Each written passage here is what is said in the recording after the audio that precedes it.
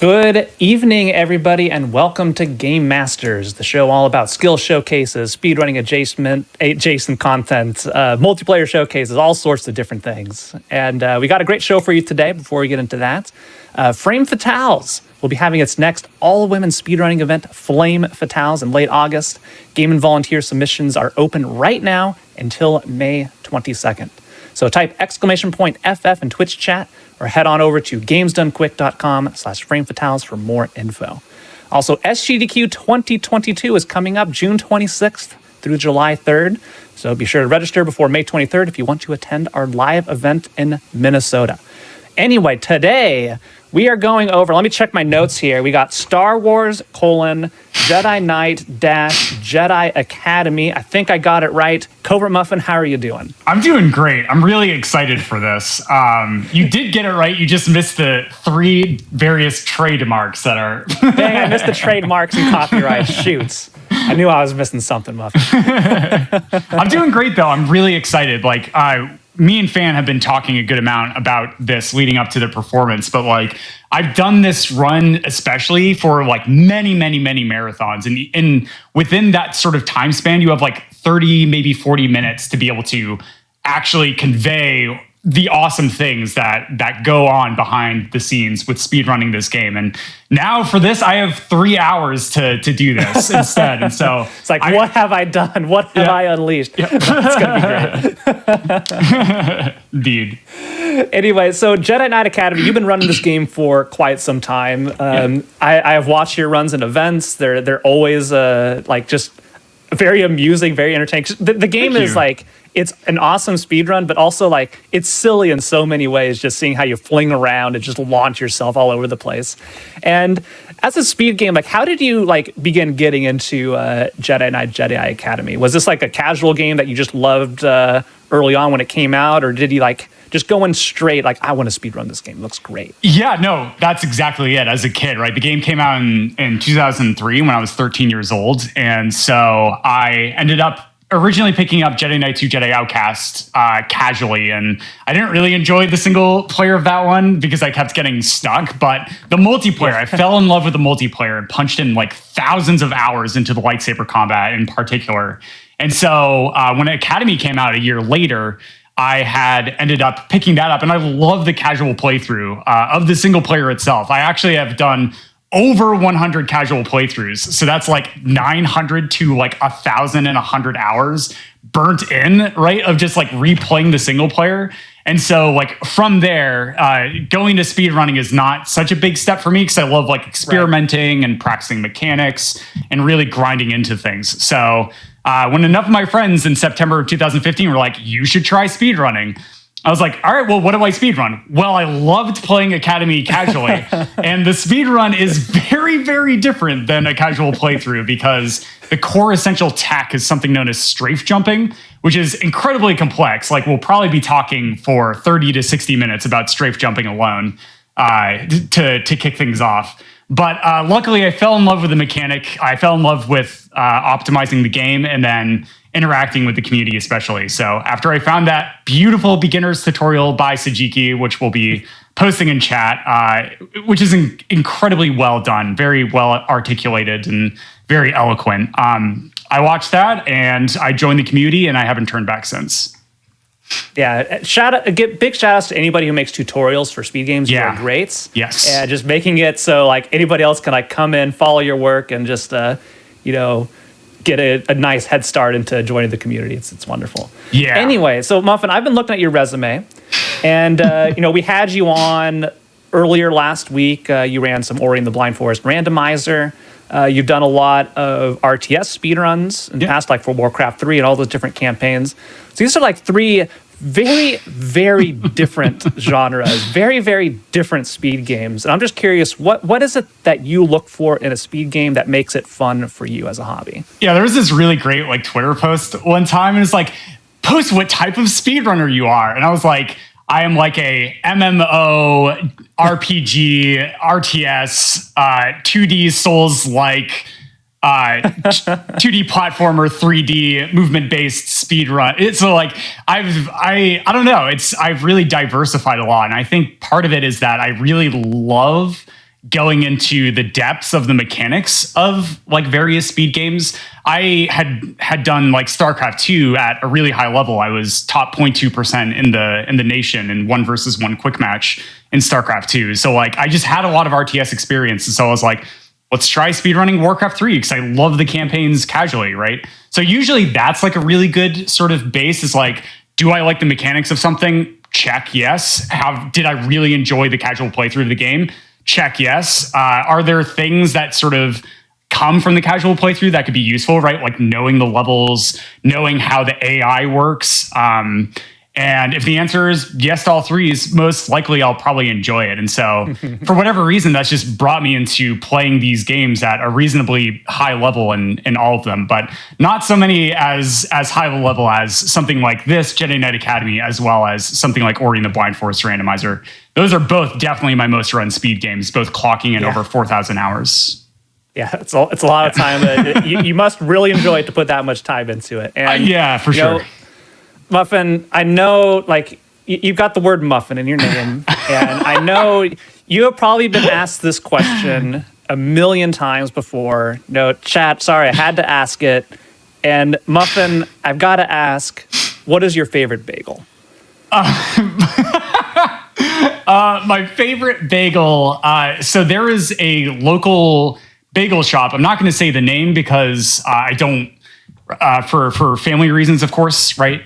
But they just made these amazing bagels, and they like did the whole thing with like an egg wash on the outside of the bagel and stuff like that. And it was just literally the plain bagels from that place, toasted with peanut butter, is just like, that's what I ate for breakfast for like 15 years of my life. I kid you not. So like, just sounds delicious. Now I'm hungry. Yeah. All right, Muffin. Well, today, or tonight, I should say, I'm going to grant you the rank of master, the game master, that is. And you know what? I'm going to throw it over to you to begin your showcase. I know you've got a lot you want to talk about today in this game. So whenever you are ready, Muffin. Great. Okay. Sounds good. Hello, everybody. I am so excited for today. This is going to be all about Jedi Knight Academy. There's going to be stuff that ends up transferring over to like the other speed games, in particular, like Escape from Yavin 4, because Escape from Yavin 4 is like a fan-made mod that's based off of the same engine of Jedi Knight Academy, right? So it has like very similar movement things. Outcast as well is going to be similar, but the movement's a little bit different in that game. But all three of these games are based off of the same engine as Quake 3. And so with this, we have a really cool movement mechanic, which is known as strafe jumping. Okay, and so strafe jumping, when we talk about Academy, really is sort of the core thing that brings us into why these speed games are really incredible. So what you'll notice is that on my character's back, you'll notice a little number 0 there, right? So when I start walking, it'll actually end up accelerating me to 250 units per second, right? And then the game caps that and actively decelerates it while I'm on the ground, right? So you can think of this as the game just trying to keep you capped at moving at 250, right? So there's all these platforming things in the game, right? Because it's a 3D platformer, like a first-person shooter-esque game. And so a lot of the things in this regard are balanced at moving around 250 units per second, okay? So with this, we actually have different ways of increasing the speed as we're going through, right? So if I just hold down W and start turning my mouse, you'll notice that I was at like 238, and now it's going above 250, right? It's going up to like 260, and then dropping down to 250. And so the reason why this happens is because the developers, knowing sort of the physics, the way they tried to keep us at 250, right, speed, is they actively decelerate the character back down to the cap. So if you go above 250, the game will just instantly apply a deceleration. And it's not instantaneous, right? You can see that I'm still able to fluctuate the number and stay above, okay?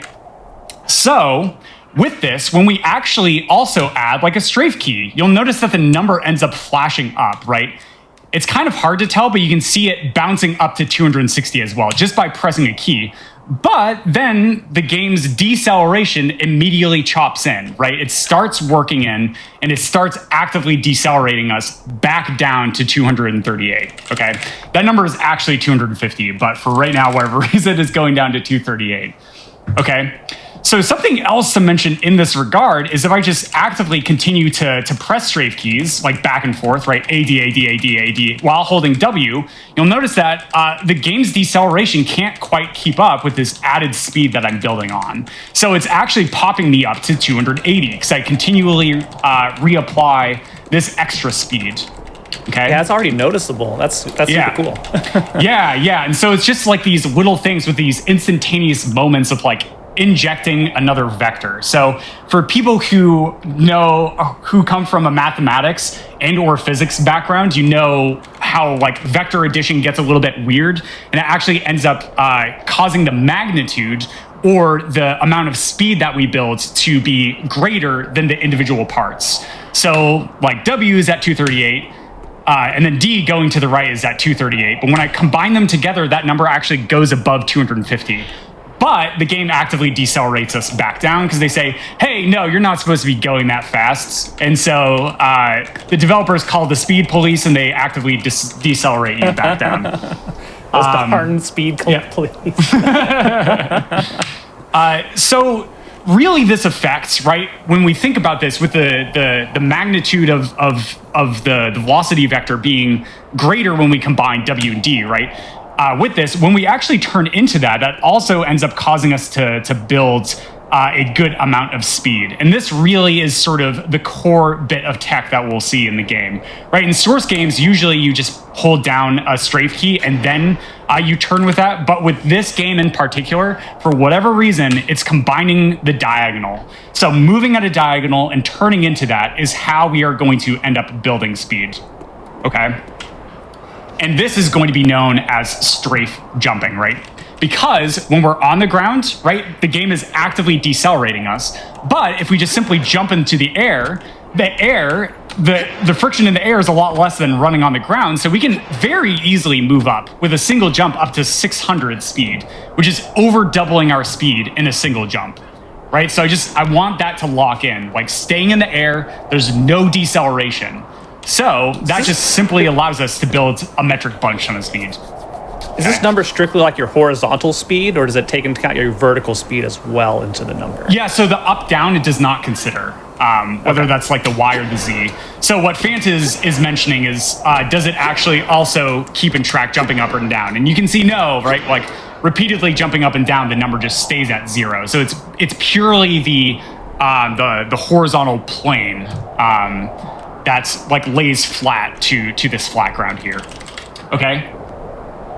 So one other sort of thing to mention about this is the overall goal is to end up just continuing to chain jumps together, right? Because if we buffer our jump input, then we can continue to build more and more speed onto this. And so a jump chain, which is a combination of jumps in succinct order, the longer the chain, the more speed we can build from turning, and overall, the faster we'll be able to go. That being said, besides turning the mouse and applying strafe keys, there's a few other ways that we have to actually end up building speed. One of them, which we'll be going into detail a little bit later on, but I'm just going to show it, is something known as, there we go, a slope boost. So if we end up just typing this command here, rshow tries 1, you'll notice that the ground isn't necessarily flat, right? The ground is actually compiled of a bunch of triangles that are just placed together, and then they have their nodes, which are sort of the crisscross of these lines, like dragged up or down. Okay, so here we can tell that this ditch here is lower than where I'm standing. Okay, so this has a slope, right? And so it's not entirely flat, it's actually angled up, right? So when we actually end up jumping on one of these slopes, there's a good one, rshow tries 0, for just making this really, really clear as I'm going to be zooming through. Oh wait, that's the cutscene, whoops. At the start of the level. Yeah, we're gonna come over here and then just bring off no clip. Look at that, you got a 2,000 speed. Excellent. Yeah. So here we can clearly tell this is angled, right? This ramp here is not flat compared to this ground. It's not as flat, like facing flat up. So when we actually end up jumping and landing on a slope and then jumping again, it actually ends up converting some of our vertical, right? Our vertical velocity, which is going down into the slope, to horizontal, right? So the slope is facing in this way, right? It's facing like up in this direction. So whenever I just land on the slope, if I just keep doing this, you'll notice that I continue to build more and more speed, right? And I'm not doing any sort of strafe jumping, right? So it's at 0 and then 72, 144, right? And so this number is going to be the same, but it depends on the angle of the slope. So the steeper the slope, the more speed you actually end up converting from the vertical to horizontal. So we can actually utilize forward-facing slopes to add on to our speed to be able to get more and more speed while we're strafe jumping through. And so these, as they are well known and kind of like on the nose, right? They are called slope boosts. Okay. And that being said, by the way, chat, I actually have Twitch chat open. So hello, chat. So if you folks have any questions while you're going through, both me and Fant are watching chat. And so I would be more than happy to help answer the question. Yeah, one thing I do want to clarify. So right now, Muffin is doing an in-depth deep dive into the mechanics of this game for all of us to understand what's going on. And then after we're done with this, he is going to be performing a run, start to finish, implementing all the stuff we're talking about right now. Yes. Yeah, exactly. So for the first like 1 to 2 hours-ish, I will be going and doing a deep dive on all of the mechanics of how the speed game actually ends up functioning, and then we will definitely go into a run that'll be more of like a standard commentated run, but with the chat having a lot more in-depth understanding as to what they're seeing, which is cool. Boom. So besides like slow boosting and stuff, we do have a weapon that's known as the Stuker concussion rifle, and we'll go into the Stuker a little bit later on when we go to specific levels itself. So as I mentioned, applying multiple jumps in a row ends up causing us to be able to do something which is known as a jump chain, right? So if I just continue to stack jumps together, this allows us to build more and more speed going up. And really the amount of that speed is dependent on how well I'm able to turn my camera as I go through the strafe jump. So what do we know so far, right? Holding a diagonal, W plus D or W plus A, and then jumping and turning into that allows us to build a bunch of speed. And as long as I stay in the air, I can continue to make use of building the speed for as long as I'm in the air. Okay? However, there is also a concept that is going to be a little bit ambiguous, but it's going to be absolutely crucial to strafe jumping itself.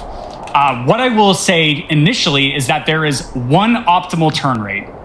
Okay, so if I end up turning my mouse too slowly, as you can see I'm doing, I barely get above 240, right? But if I end up turning it at just the right amount, I can actually go up to 260. And same thing if I actually end up turning too quickly, I actually just end up not building any speed, right? So instead of going up to 260, I'm actually losing speed by turning my camera too quickly.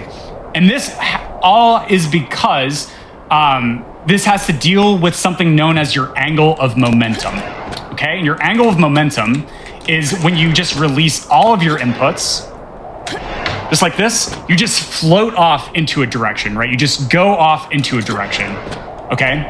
And this is absolutely critical to understanding how to optimize the movement in this game. All right, so you'll notice that after I stop building speed, right, we go up to about 500, and I release it, and I'm no longer building more speed or losing speed. I just went 568, just floated through the air, right? Right? And so you'll notice that where the camera is pointing is different from where I'm actually floating through space. Okay, I'm gonna say that again. That where you're actually looking with your camera is different from where your angle momentum is, right? So there, the cursor, which is where our character is pointing, right? If I go into first person, it's different from where I'm actually floating in space actively. So here, let's do it again, right? And notice how I'm kind of floating to the left there when I do a strafe jump to the right. Okay, and so this is absolutely core to why there's one optimal turn rate. Okay, so if I just release this, right, I float off to the left. Okay, and it's very bizarre, right? So you think strafe jumping to the right causes you to float to the left, and strafe jumping to the left causes you to float off to the right. So when we're thinking like about drifting, yeah, boom, exactly, yeah, exactly, yeah. Insert meme of that anime. Oh God, what is it called? Help. Are you referring to Initial D? Yeah, Initial D, thank you. Yeah, so doing some Tokyo drifts. We're drifting the Jedi Knight. Yeah. So when we're actually landing on the ground, most runners who end up picking up this game just do it intuitively, right?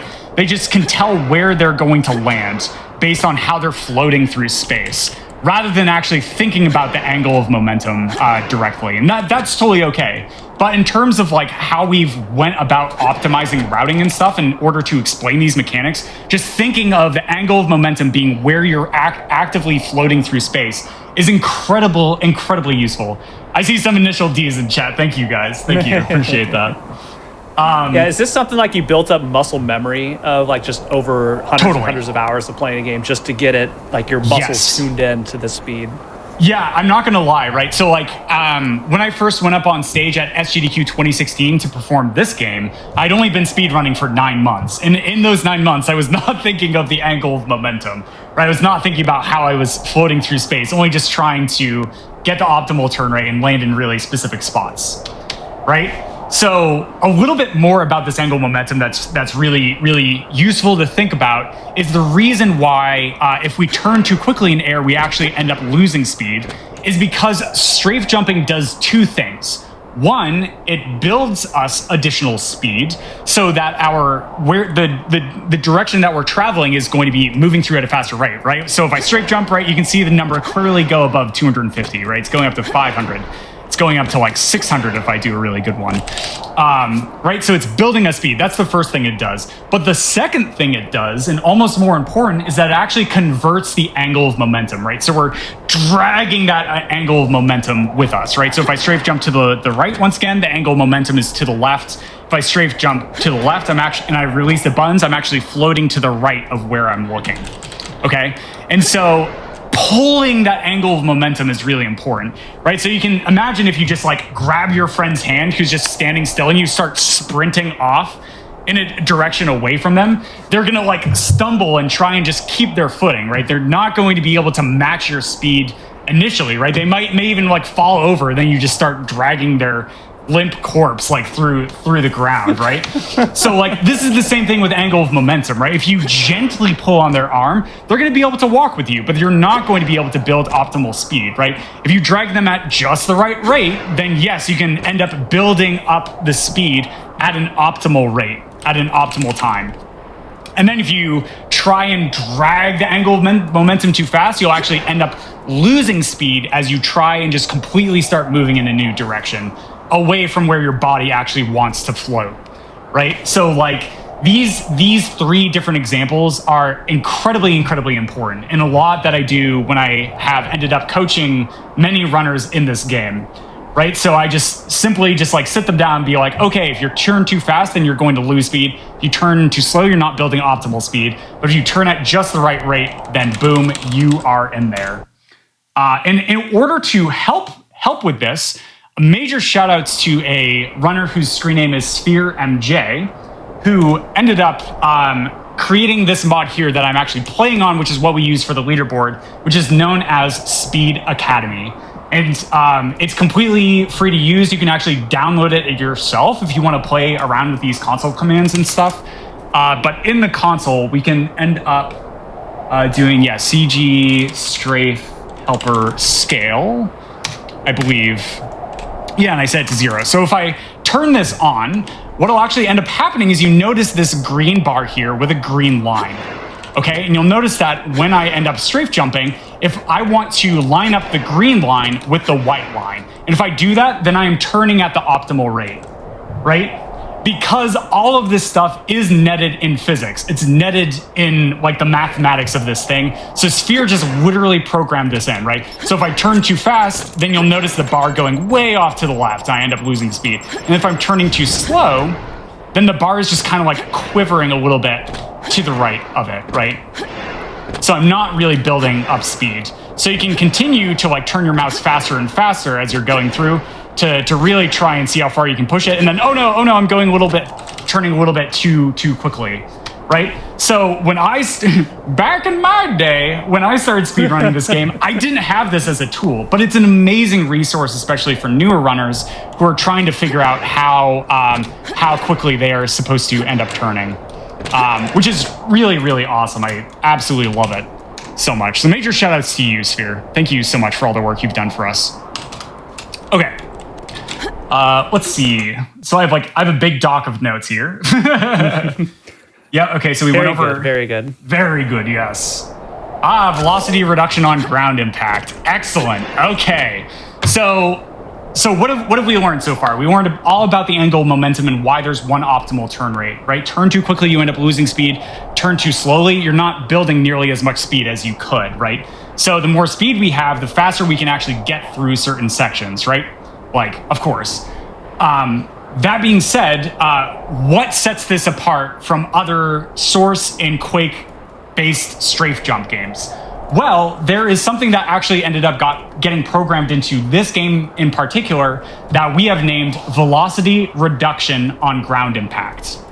So that being said, what does that mean? That's like a huge mouthful. Well, we abbreviate it as VRGI, right? Which is just the acronym for it. And basically, velocity reduction, we lose speed. On ground impact, when we hit the ground, right? Because as I mentioned at the start, while we're on the ground, it actively decelerates us down to 250, which isn't instantaneous, but it does it pretty quickly. However, there is another mechanic, right? Where the devs, for whatever reason, saw people doing shenanigans in Jedi Knight 2 Jedi Outcast, and they decided that they wanted to do away with that, right? So they literally programmed it in. Whenever you land on the ground, your speed is instantaneously cut in half down to 250 units per second. Okay? So if I end up going above 250 and I land on the ground, whoop, there it is, right? It just ends up cutting my speed, right? So just to show this a little bit more clearly, I'm going to build up a bunch of speed, right? So we're at 600, 700, land on the ground, boom, it cut me down to 380-ish, right? So I was going at like 770, boom, it cut me down to 380.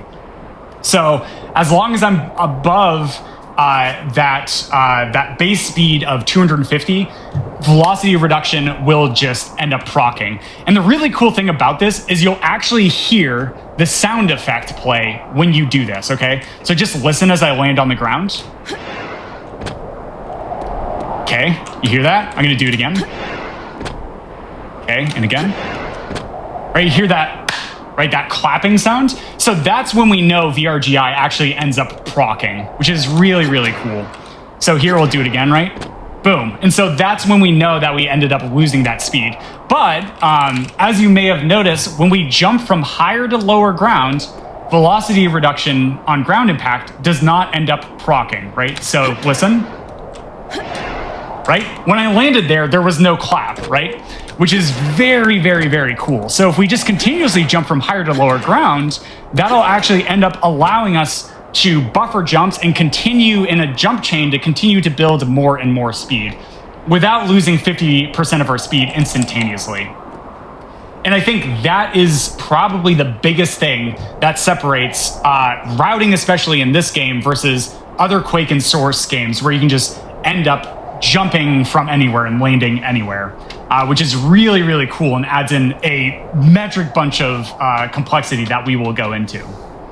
That being said, we do actually end up having other ways of mitigating that VRGI as well. So we're going to go over to, where's a good level to show this off? Probably just the starting area of Task 1 because it's pretty wide open. Seems good to me, Muffin. Awesome. Thanks, Fant. I support the decision. Heck yeah. All right. So that being said, we do have other glitches in forms of ways besides elevation boosting, besides from jumping to higher to lower ground, to stop us from losing that 50% of speed from velocity. The first one is something known as spin glitch. So if I just do a spin animation before I land on the ground, we can actually end up mitigating VRGI. And so the really funny reason why this works is because the developers in 8 months to make this game, right? Just like kind of rushing, they copy and pasted a bunch of code from Jedi Knight 2 Jedi Outcast. And for whatever reason, they just accidentally forgot to add velocity reduction of ground impact to spin animations with the lightsaber. So, beautiful, yeah, beautiful. So they just literally forgot to do this to cause you to end up losing the speed. All they had to do was copy and paste one line of code into the like spin animation, and like this, and then spin glitch wouldn't exist. Which is for the amazing. sake of the speedrun, I'm glad they didn't copy and paste that one line of code. Yeah, for sure. Me too. It's really, really awesome. And so that's really cool. So we actually do have categories where spin glitch is a form of movement tech that we will end up utilizing to be able to mitigate VRGI, right? So of course, like still using elevation boosts for optimal routing, but just throwing in a single spin wherever you can just allows you to be able to extend a jump chain, right? I'm just going to keep saying this over and over again. The more jumps we can do in a row, the more time we spend in the air. So the more jumps in a row where we don't proc VRGI and lose 50% of our velocity, the more speed we'll build, right? Longer the jump chain, more speed we build, faster we get to where we want to go. Boom, right? So with spin glitch, right? So if we run out of our capability of being able to elevation boost, right? Okay, so I'm jumping from higher to lower, higher to lower. Okay, well, I can't do that here. I would have jumped same elevation to same elevation. So now it's time to bust out a spin, right? And, oh no, I'm gonna land on this flat ground. Well, just do a spin, right? So this is like a really cool sort of tool where we can set up an elevation boost chain and then just throw in a single spin animation to be able to extend the jump chain in order to be able to build more and more speed. So in these categories where we have more tools to be able to mitigate VRGI, it's just really fascinating and really amazing to watch. I cannot suggest enough, right? Going to speedrun.com/JKA and just watching the world record up there for utilizing spin glitch and a next glitch that we're actually going to go into, which is known as crouch boosting. Both Lei and Dr. Meowington are just absolutely phenomenal runners and really, really talented and really dedicated and hardworking. And they've done amazing things with utilizing these pieces of tech to be able to go fast. Absolutely incredible, as well as many other people in the community. Okay, yeah, so question, Muffin. Yeah, please. Would you say spinning's a good trick? Yes, spin to win, for sure. So it's not the last form. There's a lot of weird ones that I will talk about, but very briefly. But the last main form of tech that we utilize to be able to mitigate VRGI outside of EB, which stands for elevation boosting, which is jumping from higher to lower ground, or SG, spin glitch, which is doing a spin animation with a lightsaber attack in order to be able to reset your state to be able to jump from higher to lower ground. Not to jump from higher to lower ground, just to be able to jump anywhere and still not proc VRGI. The third and final form that we utilize a lot is something known as crouch boosting. And I apologize, I'm not very good at crouch boosting just because I haven't practiced it a lot. But basically, if we end up crouching and then jumping, actually I might, let's see if hang on, let me think about this really quick, if there's a better level to do this. No, this is fine. So if we end up crouching in the air, what we can end up doing if we don't roll is we will end up causing a slide state to occur. And this is something that I call crouch sliding. So just listen, right? Okay, there we heard the clap. There we didn't, right? So same elevation to same elevation. I just crouched as I was coming down to the ground. And oftentimes this will just literally cause VRGI to not proc, which is amazing, right? Then if we end up jumping out of this, oops, we can end up maintaining all of our speed.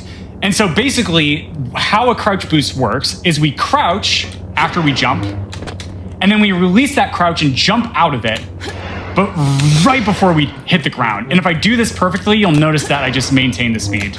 Oops. Nope, I got VRGI that time. That was a little bit better. I have to apologize. I'm really not good at this form of tech. Okay, there we go. That was a good one. That one I only lost about 50 speed, right? So the closer you are to the ground before you release crouch, and the earlier you jump out of that jump after releasing crouch, the less speed you will actually end up losing. And so this is known as crouch boosting. So once again, there's two things about this. One is causing a crouch slide to occur, which is based on the terrain. Okay, so on certain pieces of terrain, if you just crouch and land on them, you'll actually end up sliding across them. It's really, really cool. There's actually a really good one out on Yavin 1B that I can show, which is the first level of the run. You'll just actually end up just like sliding past it really, really fast. Okay, there's our friend Rosh Pennon. So here, nope. You'll just don't blink, because you'll just see me fling really far across this rock if I do this. Yeah, there we go. So there, just landing on a specific piece of terrain on that rock caused me to slide across it, right? And you didn't hear that clapping sound, right? If you hear the clapping sound, that means I lost 50% of my speed back down to 250, okay? But we didn't hear the clap, and we saw me slide across it. So if you crouch and land on specific pieces of terrain, you'll just slide across them. And then you just jump out whenever you want, and then be able to continue your jump chain. All right? Then another form of this that's a little bit harder to do, but you're able to do it anywhere. It's not based on terrain. It doesn't matter where you land or on what, which is, oh, that was great. That was a really good one. Which is just simply releasing your crouch and then jumping out of that crouch before VRGI ends up proccing, which is known as a crouch boost. So crouch sliding and crouch boosting, they're both pretty much the same thing. One is terrain dependent, which is crouch sliding. The other one you can just do anywhere. So with all these combined, right, with spin glitch combined, with crouch boosting combined, with elevation boosting, with all of these, you really do see the game at a really incredible level. And so once again, people like Layan Meowington, who have just put in so much work into like routing in these glitches, especially the difficult one, which is crouch boosting. It really does make the run absolutely broken apart, right? Even with just elevation boosting alone, it's absolutely incredible. For me, as my preference with a runner, I really like to have spin glitch and crouch boosting turned off, because I love the added complexity of like trying to route in, going from higher to lower ground consistently to try and get a jump chain going for as long as possible. But that's just personal preference, right? I've had people who have spin glitch turned off and all they do is elevation boosts and crouch boosts as they go through. And then vice versa. Some people just use elevation boosts and spin glitch and don't want to use crouch boosting. So it's one of my favorite things about this community is that there's many different ways to play the same game, and it's really up to runners' preference. Like what do you get out of speedrunning? My friend of ours, Vuligen, recently for the accessibility showcase said something that really stuck with me, and I don't have the exact quote memorized, I apologize. But it was in the terms of like, what is the purpose of like gameplay, right? It's to have fun, right? It's to have fun and get people to play the game more. So in speedrunning, that is the case, right? Speedrunning is just a hobby, a collective hobby of trying to go fast, but it's just really an excuse to slap on a challenge into our run to make coming back to the game more fun and more interesting and keep us playing the game that we love. Right? And so, especially in a welcoming atmosphere like the Jedi Knight Academy speedrunning community, this absolutely is a focal point where we like to provide a space of celebrating people for their accomplishments, as well as celebrating learning and improving as they play the game as they want, which is really, really awesome. Love it. Absolutely love it. Excuse me, I'm going to cough for a second. We can go so fast. Like anybody watching right now, if you haven't seen like a full Jedi Knight, Jedi Academy run, combining like all of this stuff that Luffin's laid out for us in great detail, that just doing it really well. And some of the stages You be zooming. Yeah, let's do that. Let's actually show off some examples here. So wedge, the movement in wedge is really, really cool. I have one more thing that's really basic to explain before we actually end up getting into a couple of examples. And that is going to be that we have a very interesting thing that other like Quake games don't end up having. You may have seen me utilize it, right? And it's known as force jump. So in this game, we have a list of force powers. Probably the most important one is going to be force jump itself, right? So set force jump 0. Cool. So when I have force jump level 0, when I don't have it, this is as high as I can jump, right? I can just barely jump off of the ground, right? Just very, very, very low. However, starting in the second level itself, we actually end up unlocking force jump level 1, which allows us to spend force, which is the blue meter in the bottom right-hand corner of the screen, right? It's at 100 and then goes down to 90, right? So with force jump level 1, we can spend up to 10 force to be able to extend our jump height, okay? Right? And so this does two things. One, it allows us to jump higher, but almost more importantly, it allows us to jump for longer, right? So once again, the more time we spend in the air, right, where there's no deceleration, we can end up building speed for longer, right? The more speed we build, the faster we go, okay? So the longer I can stay in the air utilizing force jump, then the more speed we can build and the longer we can make our jump chains with very few, with reducing the amount of times that I have to land on the ground, okay? So for a little bit of an example with this, right, with just force jump level 1, when we get into a level, I can actually end up showing how effective it is to actually combine a lot of these chains together. Yeah, let's do this. Okay, save. Okay, so here, the goal is to combine slope boosts, elevation boosts, to just constantly be working through this section in order to continue to move downhill, right? So if I do this, right, I go up to 900 speed, right? So here's a small one, and then there's the last elevation boost, and then I have to go back to proccing VRGI, right? So with this, I just broke it up into 3 jump chains with my speed on average being around 600 to 500 units per second. So I'm like moving at double the speed, right?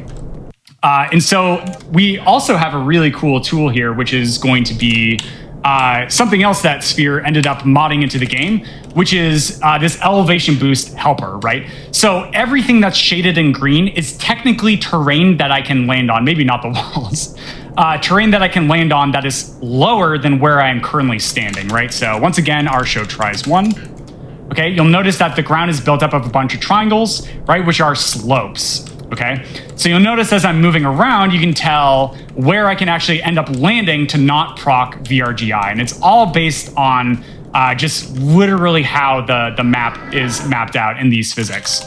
So I apologize, we're gonna shut off our show tries because it can be a little disorientating, right? So here, I can just tell where I can actually end up landing, right? And then here, what I'm trying to do is land on ground that's just barely lower than where I land, right? So if I can do this, then I can actually end up optimizing where I can end up landing and really route out. And once again, back in my day when I went through all of these tier 1 levels painstakingly to try and figure out exactly how to make the longest jump chain with elevation boosting, right? Like I did not have this as a tool, but this is an absolutely amazing beginner's tool that we have. That's actually incredible. Yeah. yeah, it's really, really amazing. It can be a little bit difficult to go back to running without it, but definitely for the sake of learning. Oh, there I just barely missed my elevation boost. But it's just so cool. I just love this feature so much.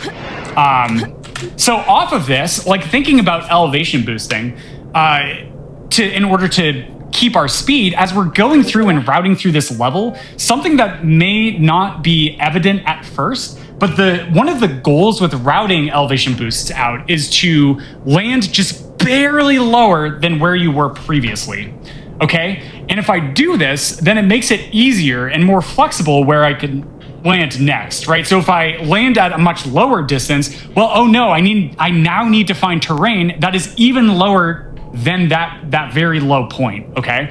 But if I just go down just a tiny bit, right, then it's very easy to just continue to go down a tiny bit in order to be able to extend our jump chain.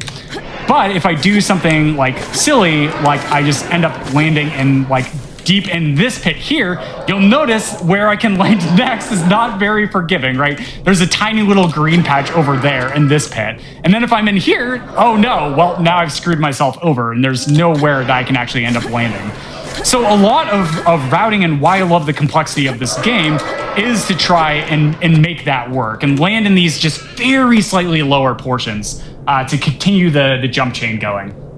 Yeah, I think this is something you don't really get an appreciation for, just like going through the run straight. It's like, yeah, I see you strafe jumping through the terrain, yeah, but there's so much that goes into every little segment, knowing where exactly to land and jump.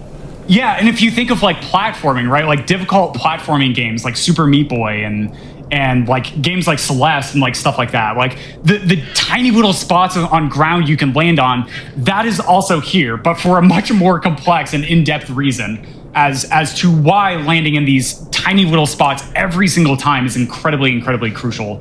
And it's something that trips up people of all skill levels. I mean, of course, like beginners and adept runners, but also intermediate to like the people who have really grinded this game the most and punched in over 4,000 hours like I have, right? So like routing is incredibly tricky, and we'll definitely be talking a lot about that. Cool. So let's actually go back and talk a little bit about force jump. So force jump is very interesting because depending on the level of force jump, which basically is decided by what tier of mission you're in, it actually changes a few things about it, okay? So the first thing to say is whenever you jump off of the ground, when you have force jump level 1, level 2, or level 3, there's an invisible ceiling that ends up getting drawn, okay? So if I just jump and hold it, you'll notice that I whack my head against the ceiling and then start falling, right? So if I just do this, bam, right? You see the camera really go, like, shift down immediately, right? Bam, right at the top of that jump, boom, okay? And so it is always the same height, and it changes based on the level of force jump, right? So if I set force jump, set force jump to 1, right? You'll notice that the ceiling is much lower, right? The ceiling is much lower. So with this, as I go back up, set it back to 2, because that's what it is normally. If we actually end up releasing jump before we hit the ceiling, we don't end up bonking our head into that ceiling. Sorry, that's kind of close to the mic. We don't end up bonking our head into that ceiling, okay? And this is something known as a jump cancel, okay? And so you'll notice when I do this, right, if I just jump and release jump, you continue to float up for a little bit, and then you slowly start to decelerate back down, or accelerate back downwards, right? And so if we get this very close to the zenith, we can make use of that longest period for jumping, but not get that immediate deceleration by hitting the ceiling and falling down sooner, okay? And so this is incredibly useful in a number of sequence breaks. The best example that's like easiest to sort of like show is probably gonna be this level, which is Tier 2 Rogue. So in Tier 2 Rogue, the end of the level is right over there, but oh no, they blew up the ceiling and there's this giant invisible wall that's like right in front of this doorway, okay? However, if we just come over here, we can actually end up jumping around it, okay? Oops, hang on, this might take a bit, because I have, no, hit the ceiling, there we go, right? And with jump cancels, I landed all the way over here, right? However, if I don't add in jump cancels, then I don't nearly get as far. Hang on, let's do a little bit of a better jump. Oh, just barely miss it, right? So like that immediate deceleration from slamming your head into the ceiling is absolutely critical, and it comes into play in a lot of sequence breaks for making them easier, as well as making them faster, right? The longer we stay in the air, the more time we have to strafe jump. The more strafe jumping we can do, the more speed that we can end up doing, okay? So with this, that invisible ceiling is really important. And just to like really showcase this off, what it means in like how this is like really visible, if we come over to this level here, I have force jump level, it looks like 2 again. And so if I jump and shoot this and get pushed up, you can see them pushing me, into that invisible ceiling. And the game is just not allowing me to go past that invisible ceiling. So once again, Can't save the game while dead. Okay. So there, right? And they end up pushing me. Yeah, there we go. Yeah, see that? It's how I can't go past that. But if I just don't end up jumping off the ground at all, right? So if I don't jump, then the visible ceiling is not there. Then they can actually end up pushing me way past it, right? And this is like a really, really fascinating thing, and something that has yet to have like a number of sequence breaks that are going to be usable, but we've come very close to finding ways of like going over the tops of levels just by literally not having the invisible ceiling be there. Me and Lei in particular almost found one on Bajoon 1, which we'll showcase off a little bit later on probably. So with that, with jump canceling in order to be able to stay up is really important. Yeah, let's talk about this next. So as I mentioned with routing, it's quite important in order to sort of plan out where you land. But really, we can be incredibly reductive, right? So what is the simplest way to sort of describe what routing is for a speed run? Okay, what does routing mean? Well, routing means basically decisions of where you go in order to get to the next place in the shortest possible amount of time. There we go. So there's really two things around this that we can do in order to reduce time, right? The amount of time it takes to get from point A to point B, right? Just so like from here over there, right, is the initial objective that I need to get to, right? So the first one is taking the shortest possible path, okay? The shortest possible distance, right? The less distance we have to travel, the quicker we're going to be able to get to where we need to go, right? So if you're thinking about like driving and you like go in a circle and then you decide to go to the place you need to go, it's going to take longer than just going directly over, okay? And this is a problem for strafe jumping, right? Because with strafe jumping, as I mentioned, there's one optimal turn rate. So I turn really far to the right, right? So now I'm looking 90 degrees over there. And then I do another one, right? So I make this like S curvature shape, right? And this is not like the shortest distance we can go. However, two really cool things in Academy is that at the beginning and at the end of near the zenith of the jump, we actually get a little bit of boost in acceleration. It is not a linear acceleration. So that basically means at the start of a jump and near the top of the jump, you actually end up building more speed from strafe jumping, okay? Which is a little bit weird, and I call this variable turning, okay? So at those points, we can actually do something which is called a wave, right? It's called a wave jump, right? Where I jump for a little bit to the right and then I go to the left. And you can do it to the left as well. I just learned it going the other way, which is to the right first, okay? And so if we do this, we still get the same amount of time strafe jumping, but it allows us to do it in a much more straight line, okay? So here, right, if I just do a single strafe jump over here, right, you'll notice that I get just barely past this antenna right here. So it's right there on the wall, okay? And then if I end up doing a wave motion like this, you'll notice that I get much further. I got all the way over here, okay, relative to this platform here, which is where we need to land. So doing this wave motion got me further because it caused me to use more of my time going in a much more of a straight line. Okay, so changing directions in air allows us to be able to avoid that really long S shape, okay? So instead of going like this, as I end up just coming up here and then looking in this, let's do it from like this. So instead of going like this and then going like that, instead we can end up cutting that down by doing just a small turn and then, wow, I'm terrible at drawing with my mouse cursor. Doing a small turn to the left and then changing that into the right to go even further.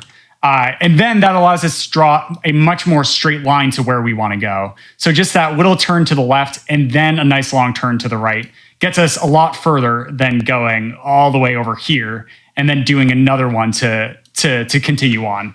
Okay. And so this is a really big thing with routing is like, when do we do a wave jump versus when do we do a curve in specific parts? And so if we're going in a straight line, like we're doing here, yeah, it's totally a straight line, then yeah, doing a wave jump is going to be the most effective way to be able to spend the same amount of time in the air, but make the most distance out of it. So in both cases, we're still building the same amount of speed, right? There's no difference in the amount of speed we're building. It's just simply a much more direct path.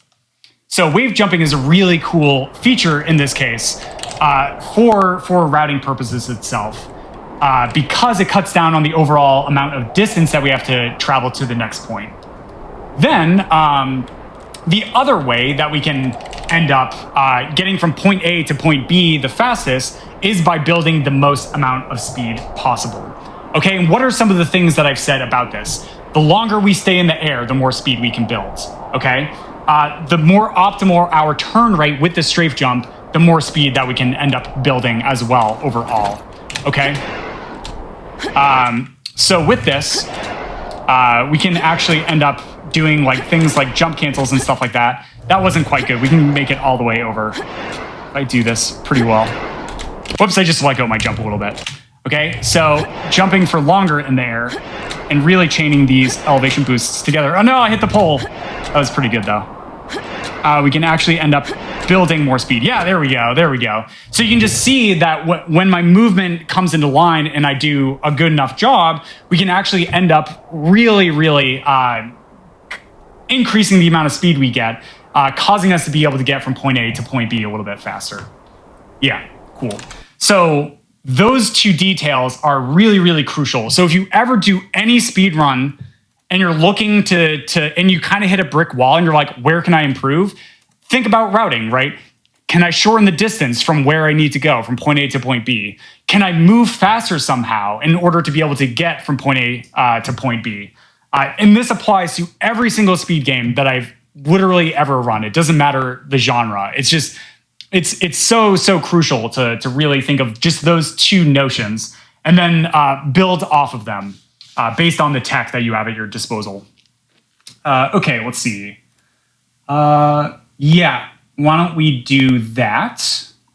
Yeah, let's talk about angle snapping. Okay, so this is going to go back into the angle of momentum complex town. So when we end up changing directions in the air, if you end up just turning from where you were looking immediately, this is going to end up causing you to lose some speed and not build speed whatsoever. And this is once again because of something known as the angle of momentum. What is angle of momentum? I'm so glad you asked. So angle of momentum, once again, is if you just release all of your inputs, that is just the direction that you're floating through the air. So if I'm strafe jumping to the right, then I'm actually floating to the left of my camera, right? And just to show this from first person again, right? So my mouse cursor is pointed directly forward, but instead I was going over to the left, right? So mouse cursor is here, and I was actually instead floating off in this direction while strafe jumping to the right, okay? And this is absolutely crucial, right? So we're never actually, when we're traveling through space, we're not actually going in the direction of the mouse cursor. It's going to be in the opposite direction that we're strafe jumping. Okay, then if I'm strafe jumping to the left, it ends up getting reversed, and now I'm floating off and to the right, okay? So strafe jumping to the left, whoop, there we go. Now I'm floating off to the right. But strafe jumping to the right, oh, now I'm floating to the left. Okay, so if I'm strafe jumping to the right, and then I just slowly turn back to the left, right? So I take this angle of momentum and then start to turn in the opposite direction. The angle of momentum now needs to go to the opposite side. So you have to drag the angle of momentum onto the other side of your camera. However, if we just simply snap our camera across, right, it's not exactly 90 degrees. I think it's a little bit less. But if we just snap our camera over, then we don't have to drag the angle of momentum. We get to just still build off of that angle of momentum that's traveling through space, okay? So once again, dragging the angle of momentum on the other side of your camera ends up losing you the ability to build more speed, but if we snap our camera over, then allows us to just continue pulling that angle momentum at the optimal turn rate.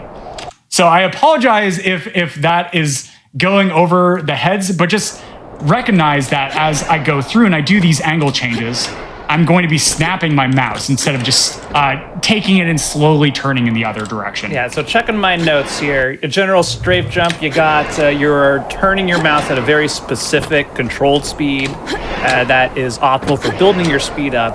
But if you need to do a significant angle adjustment like that, you need to do it in a quick motion, because otherwise you're going to lose a bunch of speed. Yes, exactly. All right. Yeah, yes.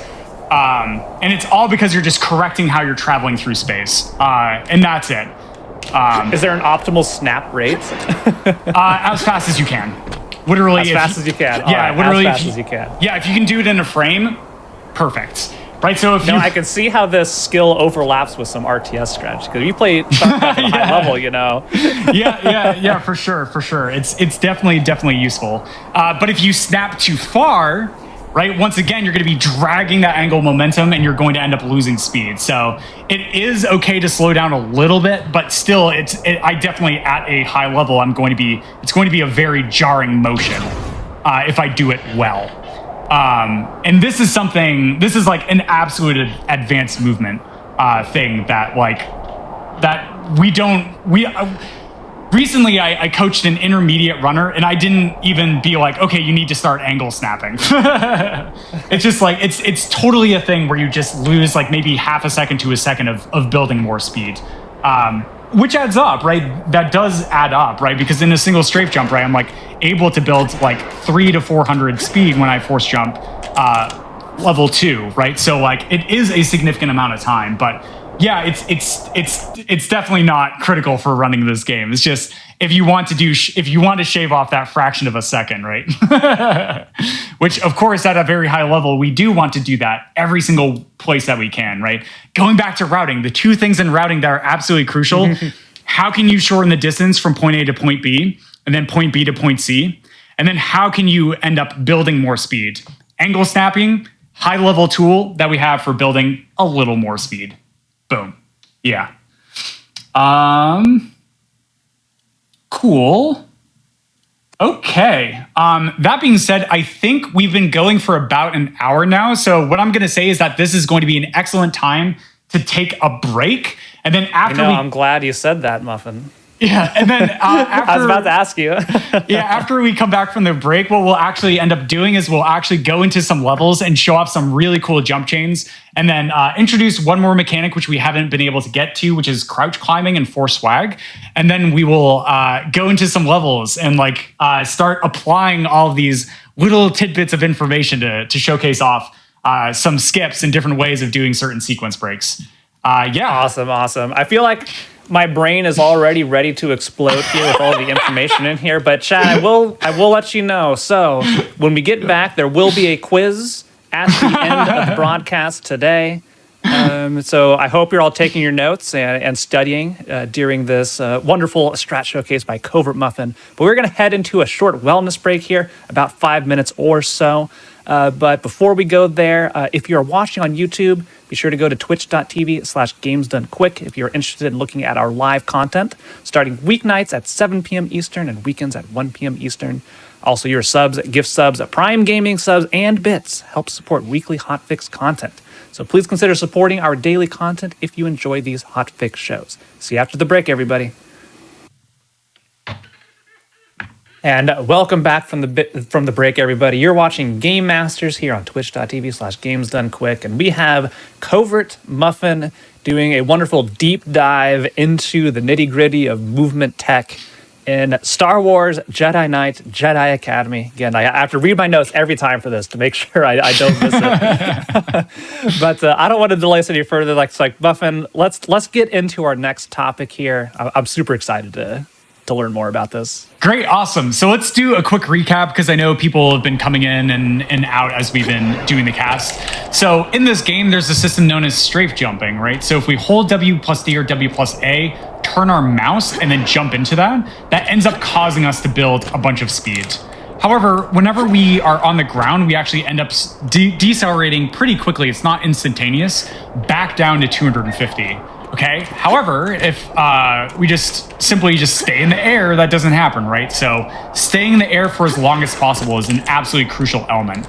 Then there's another mechanic in this game where if you jump from lower to higher ground, or from same elevation to same elevation, you'll hear this clap sound.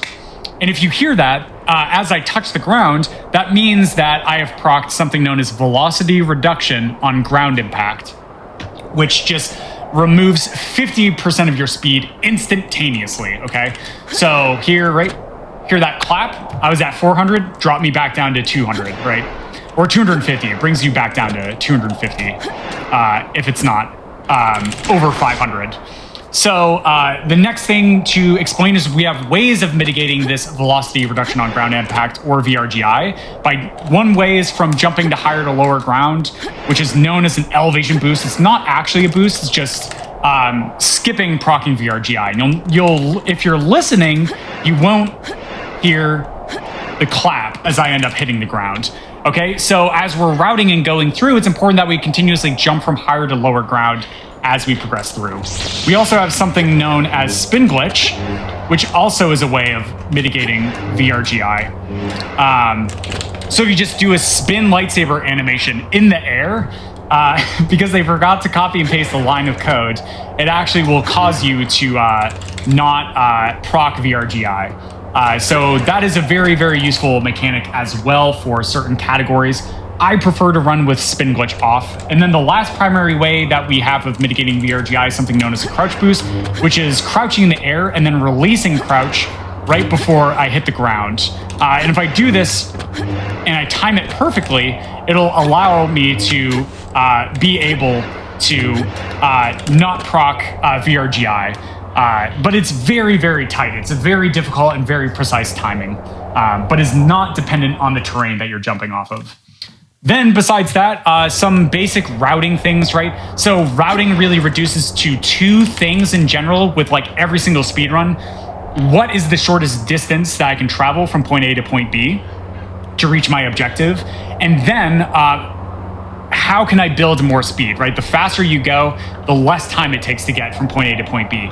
Shorter the distance, the less time it takes to get from point A to point B, right? So instead of doing these nice strafe jumps at an optimal turn rate, and then switching to the opposite direction of the strafe jump, creating this like really wide S shape, we can do something known as a wave jump, which is changing your direction at either the beginning of your jump or right near the highest point of the jump. And this allows us to be able to draw a much more direct path, reducing the amount of distance that we have to travel, and allowing us to go a shorter distance, taking less time to get there, as well as turning at an optimal rate. If you turn too slowly, you're not building nearly as much speed as you can from a better turn on this strafe jump. But if you turn too quickly in a strafe jump, you actually end up losing speed because you're fighting against your angle of momentum. Okay, so that's pretty much it. That's a lot of what we went through in the first part, as well as some advanced movement tech. So next thing to really talk about is something known as a crouch climb. So in this game, platforming really comes from going from lower to higher ground, comes from using force jump, right? Force jump allows us to jump higher the level that force jump is. But also, if you actually end up crouching, it will shrink your hitbox, okay?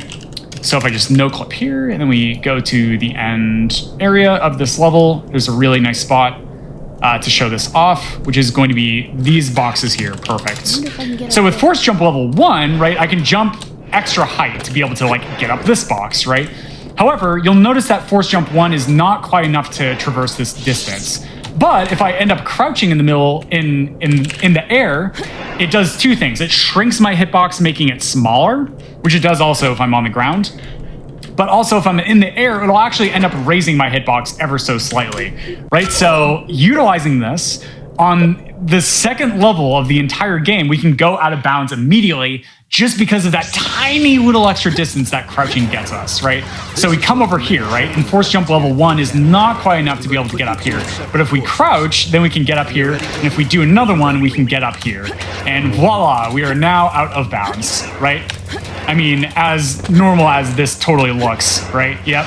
this is totally inbounds. Yeah, sure. Yeah. So I guess you got go from point A to point B, point B to point C, or you make a wormhole and go straight from A to C. Yeah.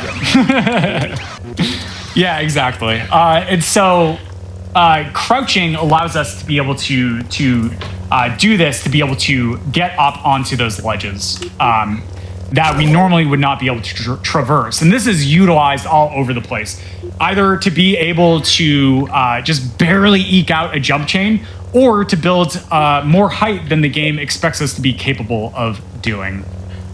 Cool. Let's see. Oh yeah, quick stepping. So quick stepping, which is both a really good thing and a really bad thing for us, is if you are standing next to a ledge that you can't walk up, but is one where you can end up, yeah, here we go. But is just very, very slightly higher than you are. If you press the jump input, you won't actually jump up and then float back down to land on it, right? So here I'm just doing a jump and landing on it. So holding a movement direction, pressing jump will cause me to quick step. And this is useful in specific spots like here where we have a jump chain that goes like this. So it allows us to get up to that jump spot, as I forgot to do a quick save.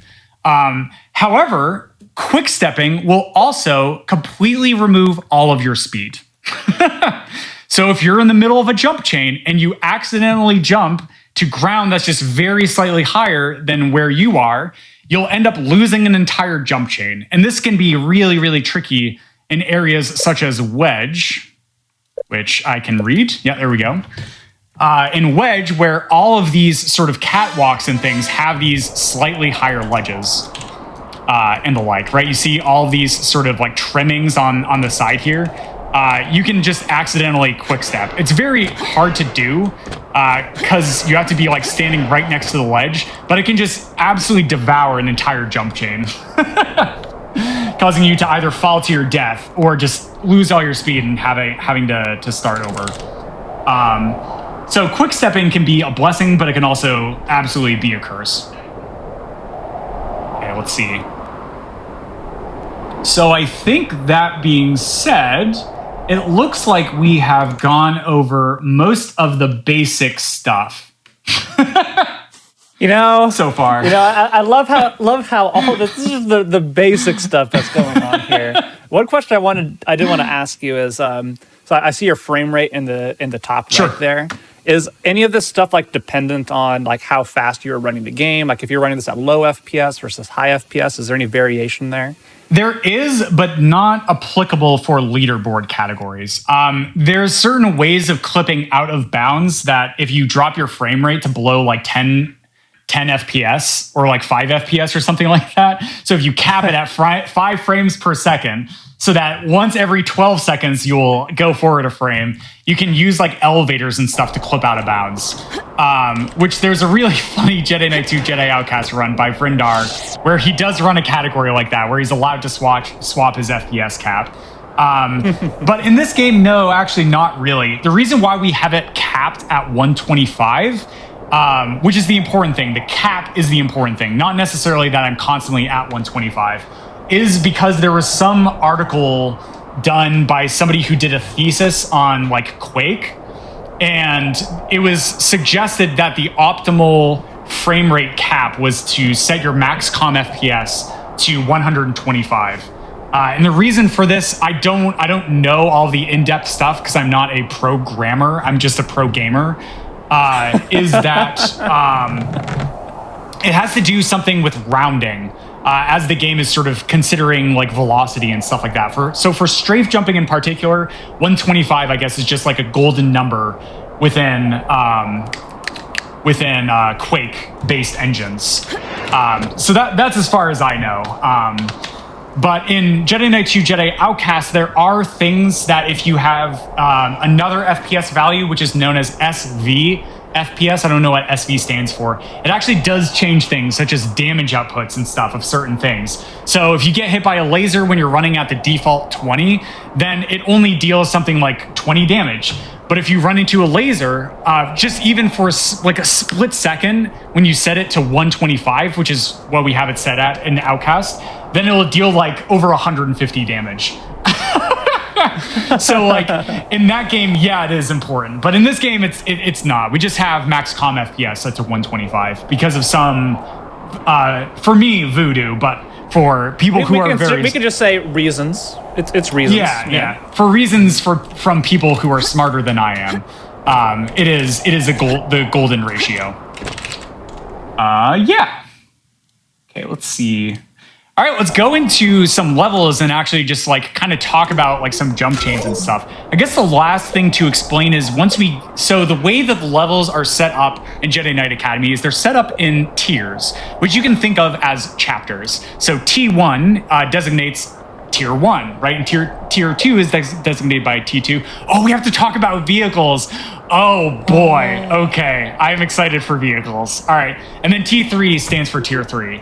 So I apologize, there's one more sciencing thing that we have to do. You are in for a treat. I can't wait. I do want to remind everybody, we are live on this wonderful Tuesday, May 10th, 2022. Though chat appears to be pre-recorded. I'm not sure. Oh boy, the memes. All right, vehicle time. Let's go even faster. I'm ready. Okay. Oh, boy. Vehicles in this game are magical, okay? So everything you know about strafe jumping, throw out the window, all right? So with vehicles, when we hold W and then we turn with the vehicle, it'll actually end up causing us to go faster, okay? So the faster you turn, the faster you move.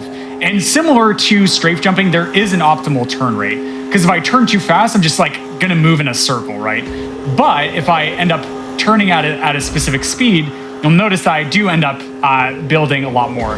You can't notice it because the speed meter does not track it, because it only does it for straight jumping. Yeah, but I'm building like thousands and thousands of speed by doing this, okay? Then this bike in particular also has a speed boost feature applied into it as well. So if I just hit the speed boost, I go faster, okay? And then combining that with turning does cause for a greater effect, okay? Oh yeah, whoops, because we're in a cutscene. Okay, there we go. So if I speed boost and then I turn with that, then we'll end up building more and more speed, okay? Next thing to explain. Because either LucasArts' involvement with the developmental process of this game by Raven Software, shout outs to you folks at Raven. Thank you so much for this beautiful game as well as Outcast, right?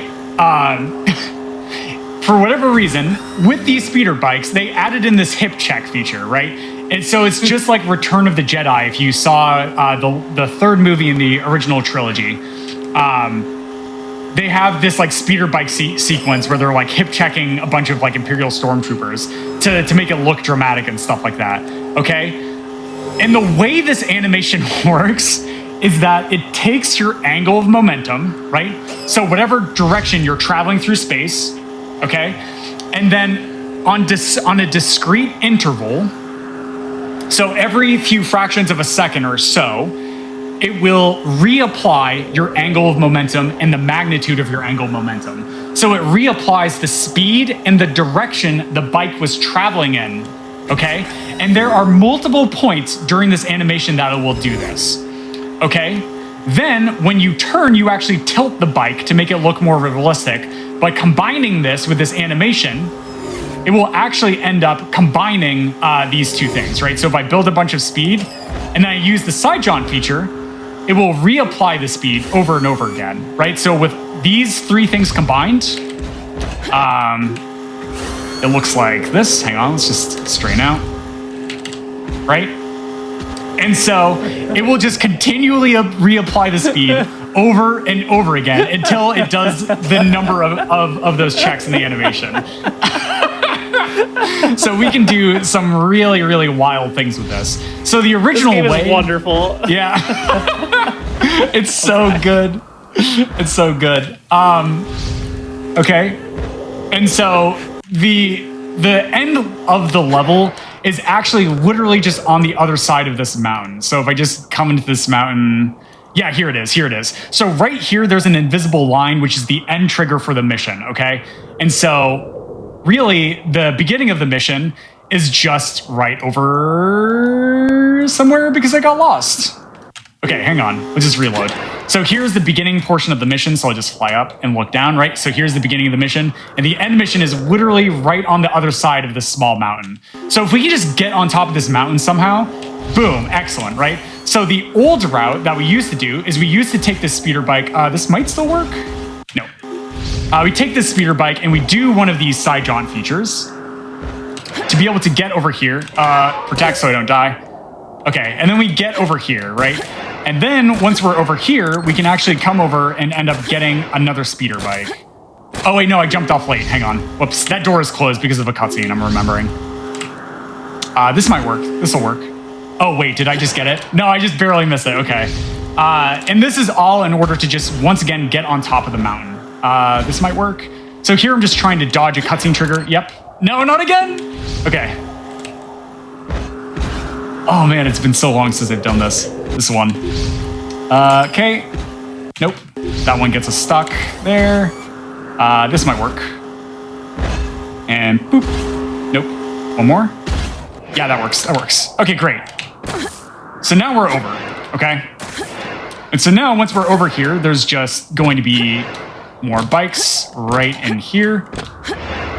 Looks like I'm not going back that way. Right, so we hit this door and that triggers for these bikes to spawn.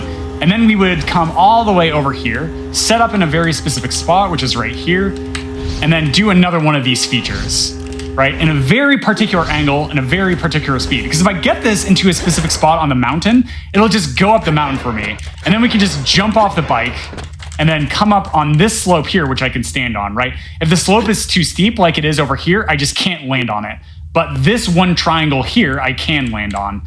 Then, for whatever reason, you can actually walk up this knife edge here, right? This slope I can't walk on, this slope I can't walk on, but walking on that straight, tiny, thin line gets us on top of the mountain, and then you do some really cool movement to be able to get to the end of the mission. And so that was the sort of original way, and I think it was Sajiki who pioneered that initially, way back when. This was even before I joined the speedrun community. The other way that was discovered much later on, shoutouts to a runner whose screen name is Riens, was to end up using Force Rage. And whenever a bike ends up hitting you, it deals over 200 damage. However, by utilizing Force Rage, we cannot fall underneath 1 life. So if I get a bike and I use it in a specific angle and specific speed to get it continuing to move up this one little spot, I can actually just whack myself with this bike. And even though it's dealing a metric bunch ton of damage, it can't kill me because I use Force Rage. So this is one of the more finicky tricks, which we don't know everything about. We might just have to restart the mission. But this is the current strat for getting on top of the mountain. And it saves like 15 seconds over the old one, I think, something around that. Okay, I was going to ask about that. So, this saves 15 seconds over the old one. The old strat, for like just going through the game as intended, how much time would you just, a rough ballpark estimate that cuts off, skipping this whole area by going over the mountain? I think my fastest like 1.5 minutes or something like that. From just like doing it the normal way. Mm-hmm. Let's see if I can get a good one here. Oh, that was close. If I get it, you'll just see me shoot up the mountain really fast. Nope. Almost.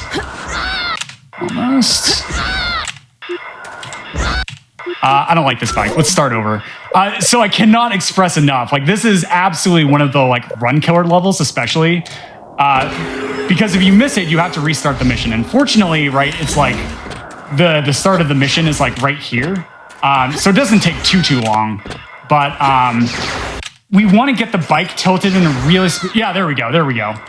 And so the bike tilted at a really specific angle and like you get hit by a certain portion of the bike while the bike's angle of momentum is going up.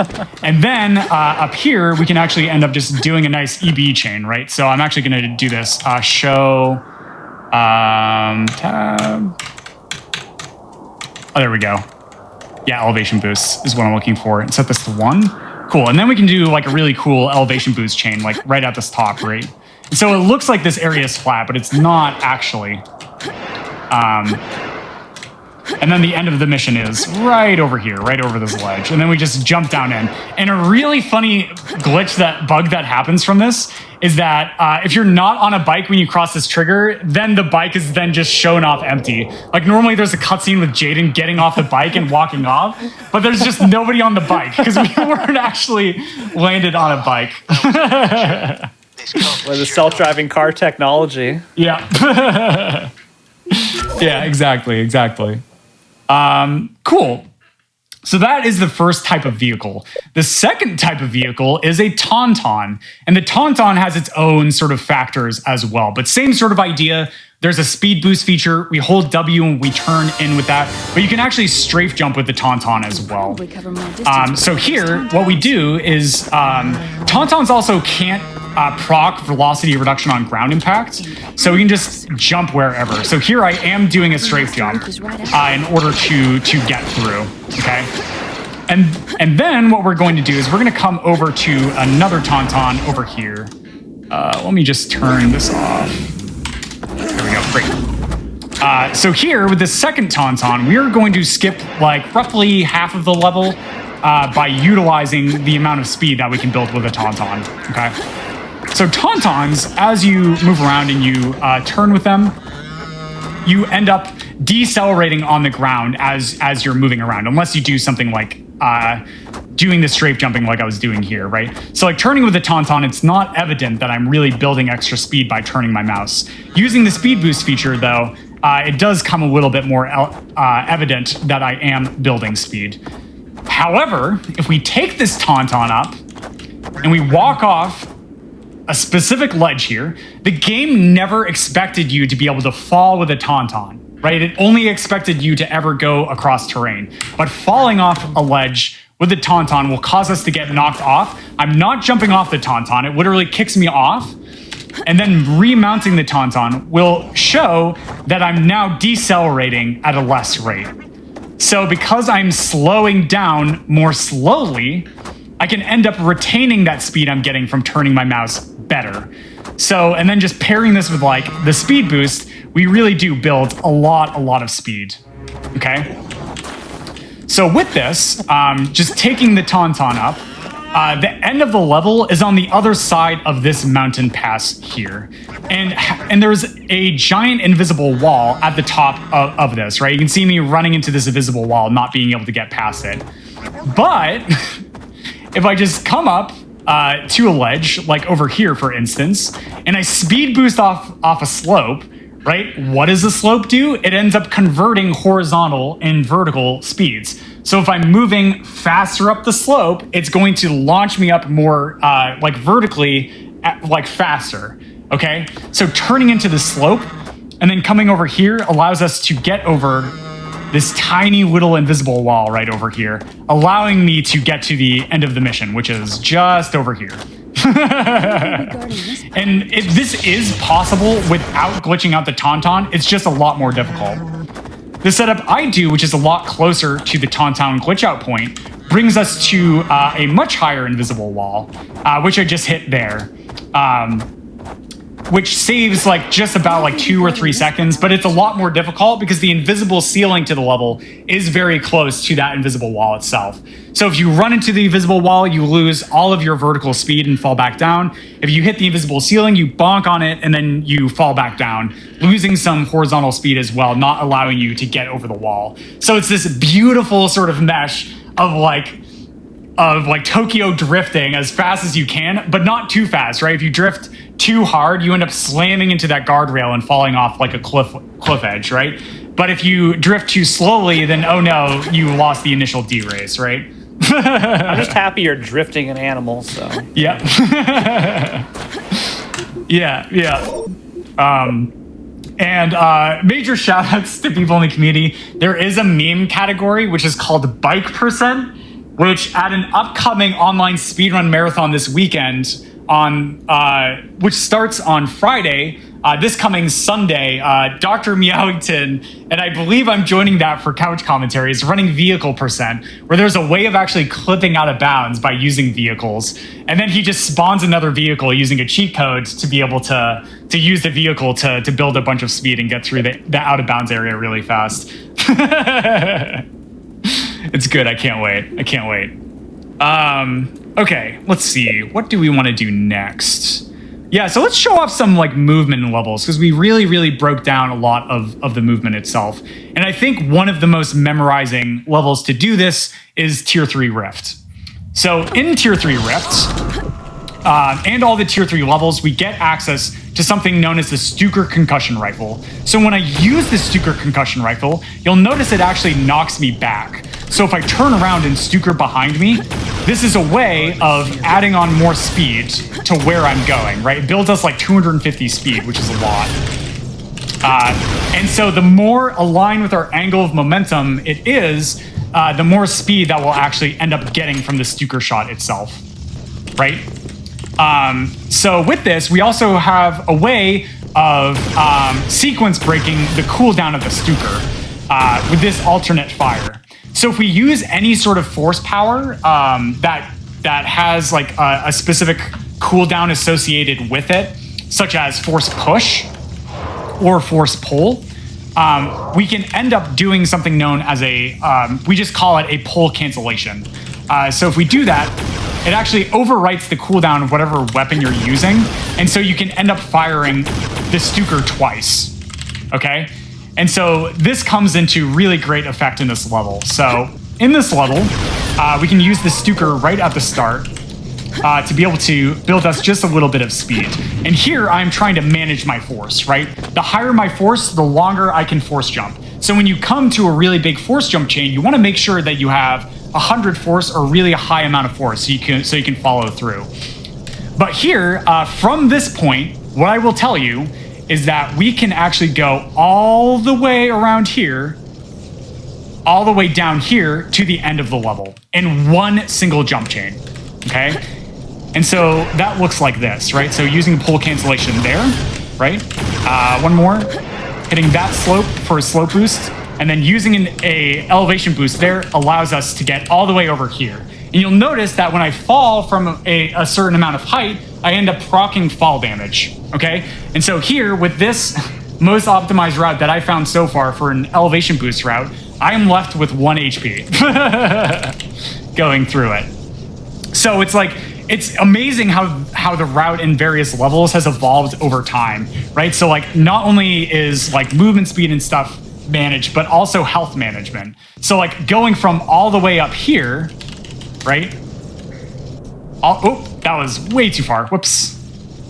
J. So going from roughly all the way up here and surviving falling all of this distance is absolutely calculated out, like to a T, right? I just know I'm going to take exactly 92 or 93 damage if I land very, very precisely. So once again, just to show the jump chain off again, oh, I messed up.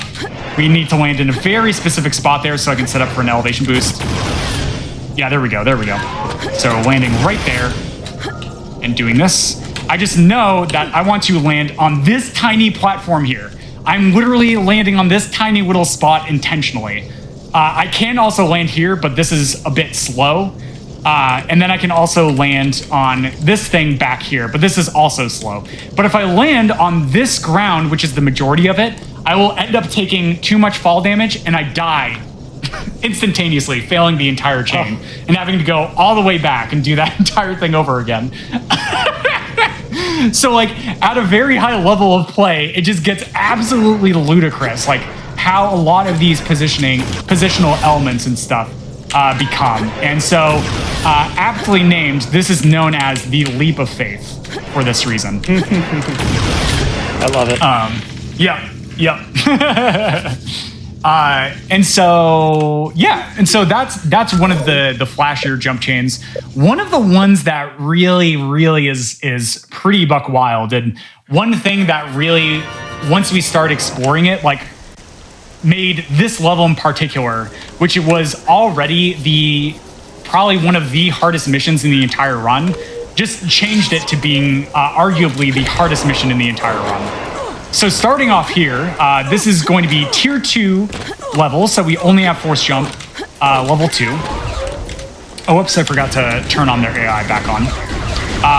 We are going to come over here and kill one of these troopers, which is known as a Stuker trooper.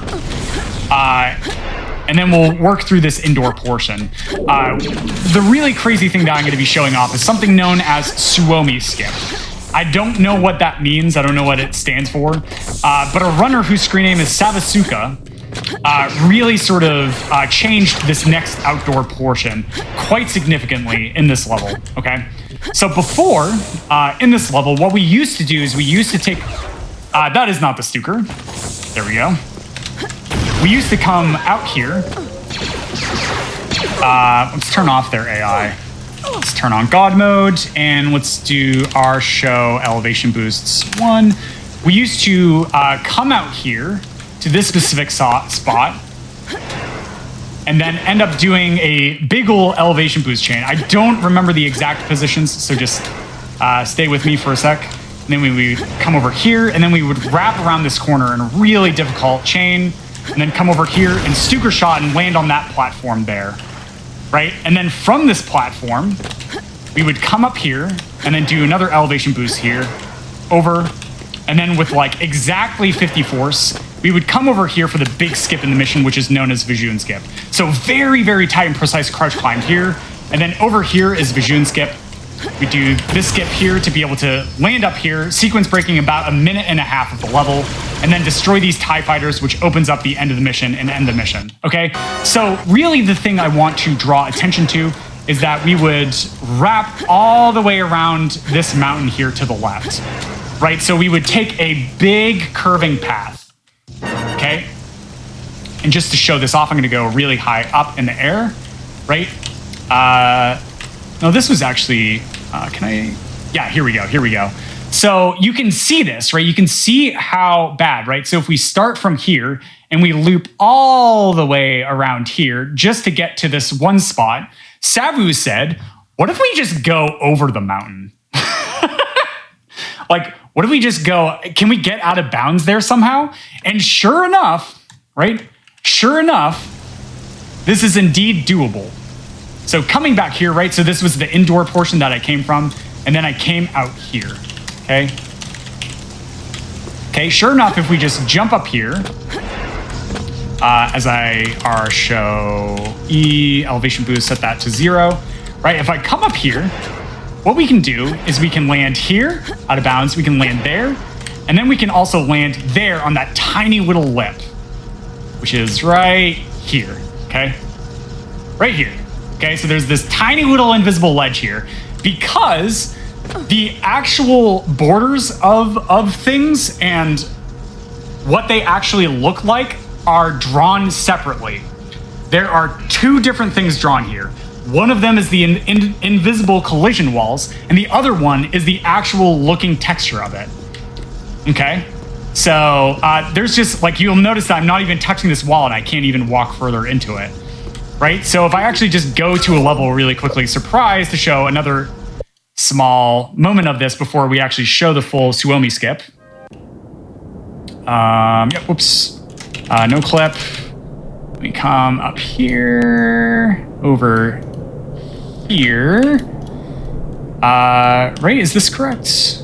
I feel like this is not correct. I feel like I'm looking at the wrong wall. Yeah, it's over here. Yeah, right here. Whoops, no, I accidentally pressed my quick load key. My bad. Sorry, I will go back to surprise. Just really, really quickly, I want to show this off. Like how hilarious it is when things just are drawn separately from their textures. Okay, so I'm actually just gonna go through like this and then up. Yeah, there we go. No clip.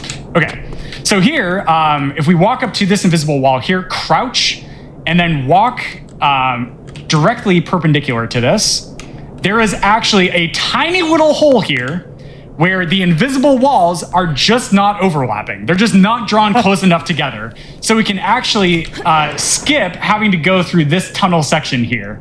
And this was found thanks to the efforts of Rience and Prasco. right? And then we can just jump back inbounds to get through this other side, right? So if we go back to Suomi skip, okay?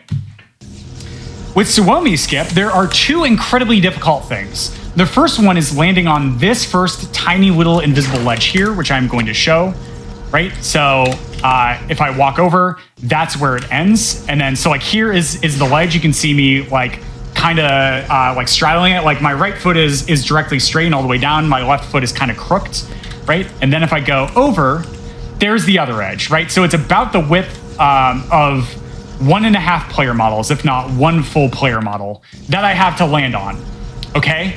So this is the first ledge that I must land on. And then the second one over here is just as narrow. It is just as thin. So it's easiest if I just land on this platform here and then I jump up to this platform, okay? So now, right? So this one, just to show this off, right? Oh, whoops, I'm actually not walking directly with it. Yeah, here we go. Is like the same width. So it's this tiny little lip. Okay, there's the corner, right? So that's one side. So it's like about this width. So it's a little bit wider, but there's no really good visual cue for this where one is. We just literally have to do it by touch. So things like how long did I force jump? How good were my Stuka shots? And then we correct by veering to the right or veering to the left. So if I am going too fast and I jump too long, I go to the left. If I jumped not long enough, or if I'm like feeling not confident, I go to the right, okay? So let's set up and show the full chain itself. Seems easy enough. Yeah, two very thin invisible ledges, no problem. Okay, so here we go. All right. Nope. Right, I missed that first invisible ledge because I overjumped. There I didn't build enough speed. So really it's critical in a lot of these that the first jump be really good. And then based on where I land, so there I have too much speed, so I ended up going over it. I will keep doing this until I get it once, at least. Okay. Oh, I thought I was too low, but I wasn't. That was actually really good.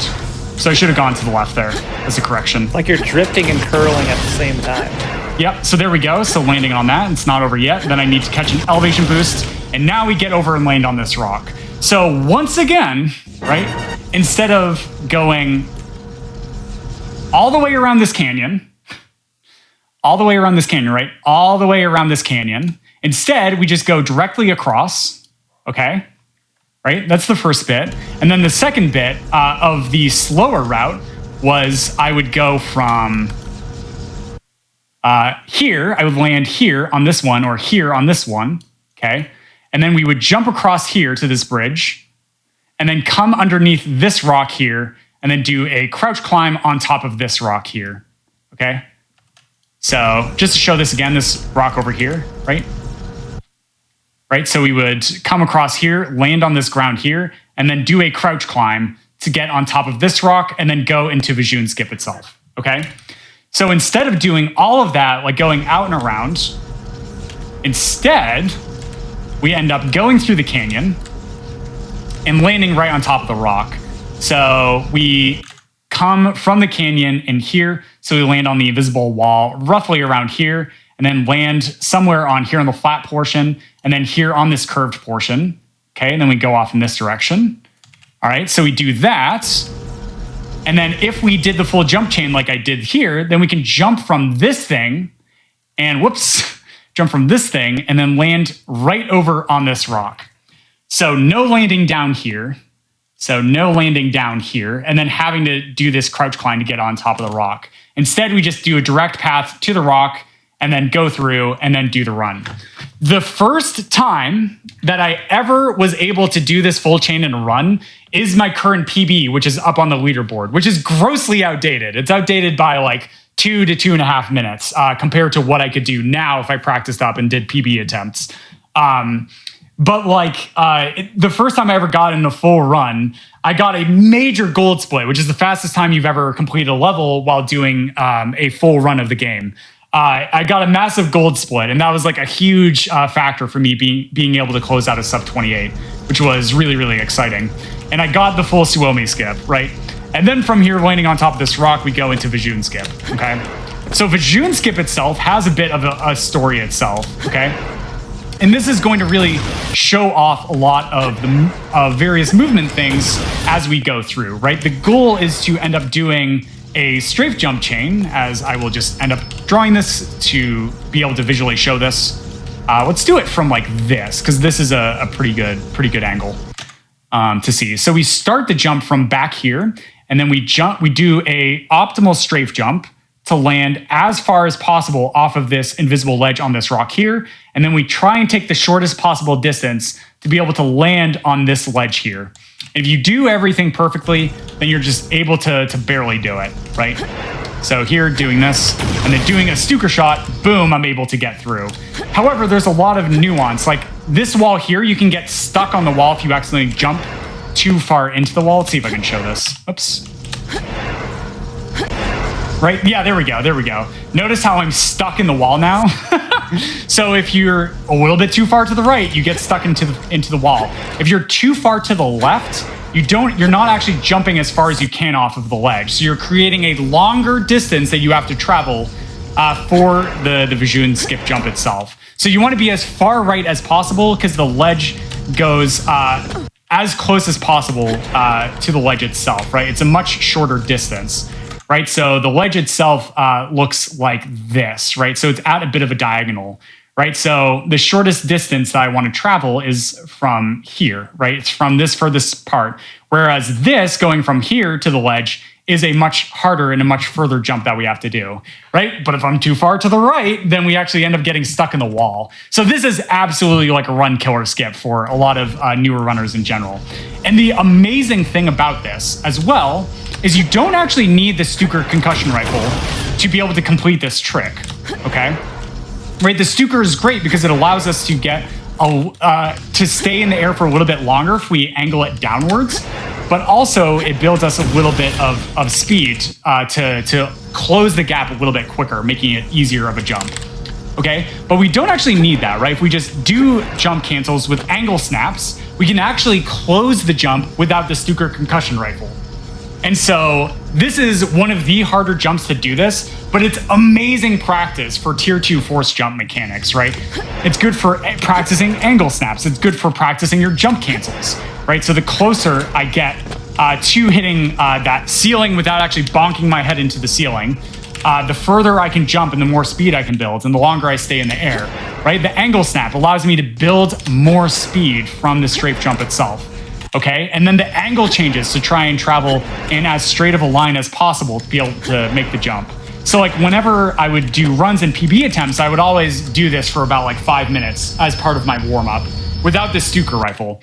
During runs, absolutely 100% I'm going to use the Stuker to just guarantee I can make the skip every single time. But it's really fascinating. And there's so many jumps like this that are just incredibly precise. But if you are really good at combining the tools and stuff and confident with your strafe jump turning, then you can combine those things together and do some really, really amazing and beautiful stuff. Yeah. Boom. So with this, this is also a really funny thing, right? So turning at the optimal speed absolutely is a core thing as part of all of this, right? Because if you, for instance, master all of the optimal, like advanced movement techniques, jump canceling, angle snapping, right? Doing wave jumps at like a really, really good degree, right? A really, really high level, and so on and so forth. It doesn't matter if you're not turning your mouse optimally, right? So like, there I hit a jump cancel, but I only built up to like something like 300 speed, right? So really something that I tell when I coach beginners, especially as well as intermediate runners, is that if you are not always turning your mouse, if you're not always reaching that optimal turn rate, you're not building speed, right? The core way that we build 90% of our speed is by strafe jumping, right? It all comes down to that mouse movement. So without strafe jumping, the advanced movement tech does not mean anything. It doesn't get you anything at all. And so a lot of the complexity with getting really good at this video game in particular is to be really able to combine all of those while maintaining that base mechanics itself. Okay, cool. So we are coming up to the 2nd hour mark, but really quickly for the next 5 minutes or so, I wanted to do a basic tutorial on lightsaber tech. And what I will say about this game, and I will 100% stand by this statement no matter what, this game has the best 3-dimensional melee combat system in any game that has ever been made. Hands down, no questions, no doubt in my mind whatsoever. The melee combat in this game gets as complex as the movement system, and it's just absolutely fun at all levels of play, right? So before I even started speedrunning, I had put in over 2,000 hours in like practicing and refining and working on my mechanics with literally just lightsaber combat itself, okay? And so the way that the lightsaber tech and stuff works in this game is it ends up breaking down into the 3 styles, okay? So we're just gonna go to task for 1 because it's a nice place. Yeah, I see somebody say in chat, that's so true. It really is. It absolutely is. And the thing I love about it is that at all levels of play, like if you're just starting it for the first time, it's intuitive. Like it's a very intuitive system, okay? So the swing direction of the lightsaber is based on the WASD direction that you end up pressing. So if I just press D, I will do a horizontal right swing. If I press A and click my mouse, my attack button, it'll do a horizontal left swing. If I go forward, it does a vertical swing. If I go backwards, it does a vertical swing, right? And then if I combine 2 of these directions together, it will do a diagonal swing, ending in the direction that I pressed, okay? Then between this, the lightsaber, the single-bladed lightsaber, which is all I'm going to be talking about. There are 2 other lightsabers in the game. I'm not going to talk about those, which are dual sabers and saber staff. But for the single saber itself, there are 3 different styles. There is the heavy, which is called the red style, which has very slow swings that you can only do up to 3 of before a short cooldown happens, but it deals the highest amount of damage, and it has something known as the highest parry value, which is incredibly important for lightsaber combat. Then on the opposite side of the spectrum, the fast style, blue, you can chain infinitely, and it moves the quickest, right? So you can end up chaining a bunch of swings together very, very quickly. So things like spin glitch and the likes for that, we use the light style because it is the easiest to get a spin off, the shortest amount of time. Then right in the middle is the yellow style or the medium, which is slower, but it deals more damage than the fast style, the blue style. But you can only chain it like maybe half a dozen times-ish, depending on what sort of combination of swings you do. Then this is just the start, right? If we end up swinging to the left, right, what is the intuitive thing, right? If you swing to the left, what is the easiest way to swing next? Swinging to the right, right? Your saber's already over here, so you should do a right swing, right? So the game actively tracks what swing you did before in the chain, and it has all of these pairings and all of these different combinations, okay?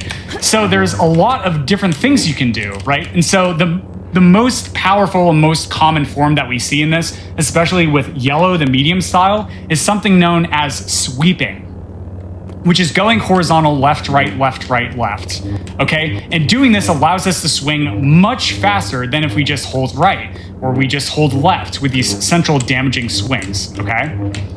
And so this pairs with the fast style as well, where you can end up just sweeping, right? Because it looks like you're just sweeping the floor back and forth. Okay, but with heavy style, you can't do that. You can't actually end up sweeping at all. So the best thing to do is just to do 2 in the same direction and then 1 of the diagonal, or just do 2 verticals itself. Okay? Then the next thing to explain is that with every single swing of the lightsaber, there is something known as a passive portion to the swing. Okay, and this is a really crucial element with a lot of AI manipulations, which unfortunately I do not have enough time to actually really go into detail about.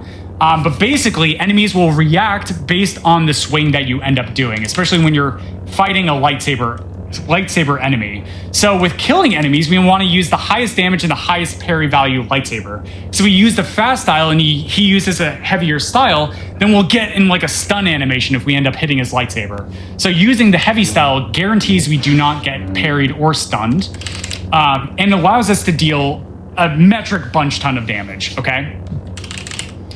So with this, we are able to take really, really fast lightsaber fights using the heavy style. So with the heavy style, the shortest swing animation is actually the vertical animation itself. Okay, so that's what we use, right? The shortest wind up to when we actually get the saber down to deal damage, the less time the AI has to react in order to be able to like jump or set up a block to be able to negate damage that we end up dealing to the enemy. Okay, and we can actually end up shortening that passive portion even shorter. So if I end up disengaging the lightsaber, right, you'll notice that it actually skips the initial passive portion of the lightsaber swing itself. And this is known as quick drawing, right? Because when we put away the lightsaber, it puts it in a sheathed state, and then attacking causes it to attack a lot sooner, okay? And this is a single player specific mechanic. This does not work in multiplayer, okay? So a lot of the lightsaber combat that you'll see is just canceling out and then utilizing the lightsaber. That being said, I'm trying to think if there's one last thing I want to explain about lightsaber stuff before we go through. Yeah, sure. So if we end up activating force speed as we activate our lightsaber swing, what'll actually end up happening is it will slow down the swing, right? Because when we activate force speed, it slows down time in the game. It doesn't cause us to move faster, right? So with that, it actually drops a value in the game known as time scale, which basically decides how fast animations go, right? So with this, it'll actually also increase the rate of our lightsaber swings as a secondary effect, okay? Which is not actually very good for us. But if we start a swing before we activate force speed, it has to finish that swing at the lower time scale, right? No, at the original rate of the swing at the normal time scale. So at normal speed, it just swings at a specific rate, but with the reduced time scale. So the swing actually ends up slowing down. And it uses the same damage rate as previous, but it does not apply the slower time scale. So faster damage proc rate, slower lightsaber swing with a high parry value will just end up one-shotting most enemies and bosses, which is absolutely great. Okay. That being said, I would love to spend another hour or two just like going into things. If we have time at the end, what I'll end up doing is showing off some glitches that I did not actually end up talking about, including a glitch known as stab launch, which I really want to show. Actually, you know what? No, I'm just going to showcase off stab launch. So we have a glitch that allows us to get something known as a launch, okay? And what a launch is basically a giant burst of speed. So it kicks you from 0 to 1,000,000 miles per hour instantaneously. That is what a launch is, okay? So if I end up doing an attack animation to somebody that is on the ground here, okay? Right, so if I knock this guy over and attack immediately, it leaps my character forward in a fixed animation, right? So it's like, oh, you're not standing where you need to be to do this coup de grace animation, stabbing him in the ground, right? So it pulls me forward into the enemy. If we cancel out the animation of this lightsaber by dealing damage to an ally for whatever reason, then what'll actually end up happening is it launches us very, very fast because it reapplies that acceleration from pulling us forward multiple times over, causing us to go really fast. So altogether, as I forget to set up a quick save again, altogether, when you put this together, we end up getting this effect. Okay? Whoops, I did it in the wrong order. That was a slow one, hang on. There we go. And allows us to go very, very, very fast. It looks perfectly normal. Yeah, totally. Also, your character definitely looks fine. Oh yeah, she's fine. She'll walk it. I mean, her torso is like flipped around 180 degrees. She just needs to walk it off. She's a Just seems to work Jedi. out. It's just a flesh wound. Yeah, I would go into more details about this, but why don't we take a short break and then jump into a full speed run of all levels, where I will be going through all the levels. And now that you folks are now experts on all of the various movement details and stuff in this game, you will see how I actually end up applying it to a run. What I will say is that I will not be utilizing spin glitch, crouch boosting, or stab launch in this run that I'm going to be showcasing off. It's going to be a nice run where I'm only going to use elevation boost and a couple of minute ways of mitigating velocity reduction on ground impacts. Cool. Awesome, Muffin. Well, this has been like just incredibly educational, and thank you so much for like diving in that deeply to all the movement mechanics, because this is something, you know, the run, the estimate we have up for this is 46 minutes, and there's no way we can give this game justice during the run itself of just how much goes into making this speed run possible. Yeah. So we're gonna head into a short break. Before we do, another reminder, Flame Fatales will be having its next all-women speedrunning event, Flame Fatales, in late August. And the submissions for both volunteers and games are now open, and I'll be running through May 22nd. So !FF in chat is the command for information there. You can also head to gamesdonequick.com/framefatales for more info. See y'all after the break. And welcome back from the break. Hopefully everybody got, you know, a nice cup of water, a nice little bit of a stretch in there, and we're able to, you know, lock in all that information that Muffin just went over for the last 2 hours into this run. And it's all going to be shown off in one run, as Muffin, you're going to be doing the Star Wars, Jedi Knight, Jedi Academy, / all levels, no SL, parentheses, EB only run, estimate 46 minutes. Correct. All Yeah. right. Am I good? Yeah. We set? Yeah, that's what we're going to be doing. So all levels adds on 3 additional missions that we normally skip, because in the speed for any percent itself, all you have to do is do 4 side missions before you can start the next grouping of story missions to progress to the next tier or the next chapter. However, in all levels, we add those 3 back in, right? And so the cool thing in this game is you get to pick and choose which side missions you want to do. So any percent just skips the side missions that are the longest, because they're like a minute or 2 longer, or in tier 2 sake, they're just like 15, 20 seconds longer-ish. But here in all levels, I get to showcase off every single mission in the game, which I am very excited to do. But that being said, we are going to get started immediately. So I will give a countdown, and time's going to start when I skip this cutscene. So starting in 3, 2, 1, go. Jaden, hey! I'm stuck! Good luck, have fun. Thanks. Okay, so in Yavin 1B, this is the true final boss here, which are going to be the Howlers. Oh no, I have to fix something. 1 sec, help. It's okay, keep the timer going. Help us OB1, and then I need to hit this. I'm on my Help way. us OB0, so I'm no longer cheating. And we will keep going. Great. Okay, so there I accidentally just forgot to turn off a setting that I had done, which is a cheat setting, which disables the enemy AI. So there, the Howlers end up being very, very trolly, which can be a problem. But here we don't actually have any force jump left. So, whoops. So in this mission, what we want to do is try and crouch to be able to travel for a little bit longer, because crouching ends up raising our hitbox, and then using sequences of elevation boosts. And then here in this final spot, there is going to be a grouping of enemies. And so there, I actually accidentally just barely missed killing that final enemy in the air, but that's going to end the mission and bring us into Yavin 2. So at the start of Yavin 2, we unlock a grouping of force powers, mainly the primary ones, which are going to be force jump, force pull, force speed, force sense, and force push. And that is going to allow us to progress in. But here, I'm trying and having a tough time landing on a specific part of that ramp in order to try and go for a long chain. Yeah, there we go. I just barely missed it. I want to land on this side there. That's totally okay. But really, as you're going to be noticing once again, is that my goal is to end up strafe jumping, which is utilizing the camera, panning the camera to the left, to the right, and holding the relative diagonal in that regard on my keyboard, which is either W plus A or W plus D, and that is going to allow me to build speed. So anytime you see me turning my camera while I'm in the air, that is, as you can tell by that number that keeps going up and down, is going to be building me more or less speed. So there, wherever I can, wherever I can jump from higher to lower ground to build a little bit of speed is going to be really good.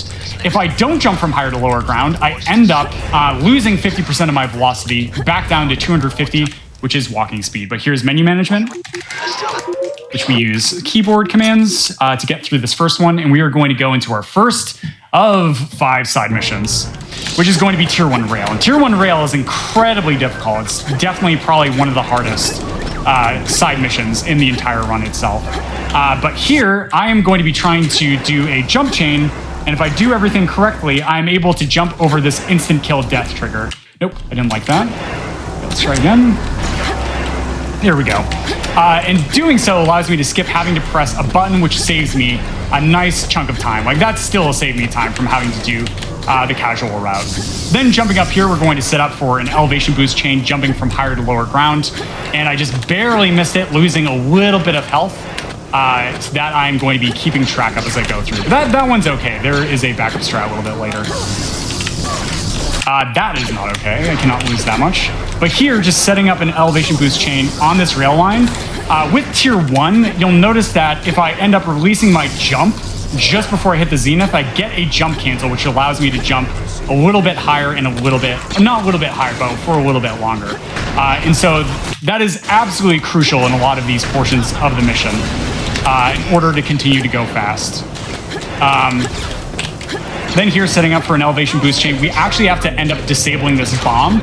You can actually jump up and over, but it's just a little bit slower to do so, and then just to deactivate the bomb as you go through. Then jumping on this guy's head, we'll set up another elevation boost chain, and we just barely missed a random boost there, which is kind of dependent on luck. Because the screen is shaking while I'm outside. If I go indoors, the screen stops shaking. And that allows us to actually end up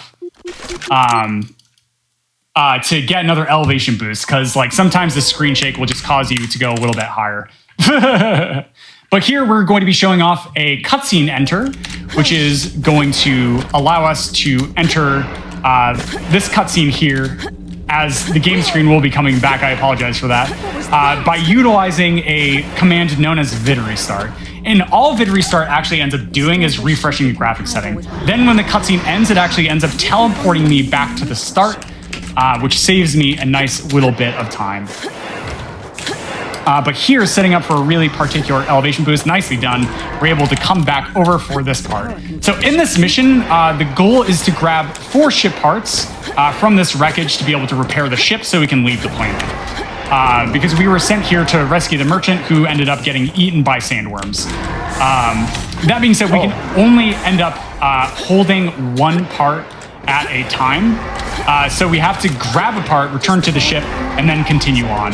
So we use that cutscene enter to teleport back to the start on the longest part that is the furthest away in order to save the most amount of time. But you'll notice these little sandworms here just kind of peeking out, trying to say hello. So here I'm going to drop a thermal detonator as a little bit of safety because I keep messing up my jump chains, and that's totally okay. 1 more jump chain here to get back to the ship. And there we go. Final part is going to be installed now, and that is the end of the mission. Do it. Good job not getting eaten by the sandworms. Thank you, thank you. Yeah, so an interesting thing is like they only track you whenever you touch the sand. Like if you just jump immediately after, they just lose your location and do not end up following up on that. Which is really, really cool. Sense since they probably don't have eyesight. Yep. Vibrations. If you're in the air, there's no vibrations. This tracks. Yeah, exactly. So here, this is going to be Tier 1 Fatal, which is actually the side mission that ends up getting skipped in any percent, because it's like a minute longer than the others. So here, just jumping off that Stormtrooper's head is going to allow me to skip having to walk up a staircase. And so the goal of this mission is to deactivate these bombs here. And then instead of heading all the way back indoors to travel all the way through here to reach this Imperial officer, to travel all the way back down here to get through this door, we're going to do 2 incredibly difficult jump chains. So there I ended up nailing the first one, very nice. And then there, that screen shake actually does not end up changing our elevation like it does on rail, interestingly enough.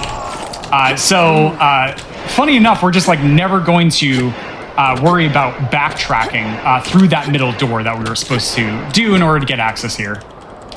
So there, putting the key into the door allows me to get access to 2 more bombs in here as we come up. And here I'm going to jump and crouch climb at a particular time in order to be able to get up there and move through a little bit sooner and a little bit quicker.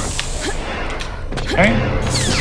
Then after we activate this bomb, we'll come up to another nice little trick here. So as I mentioned earlier, force speed slows down time. Whoops.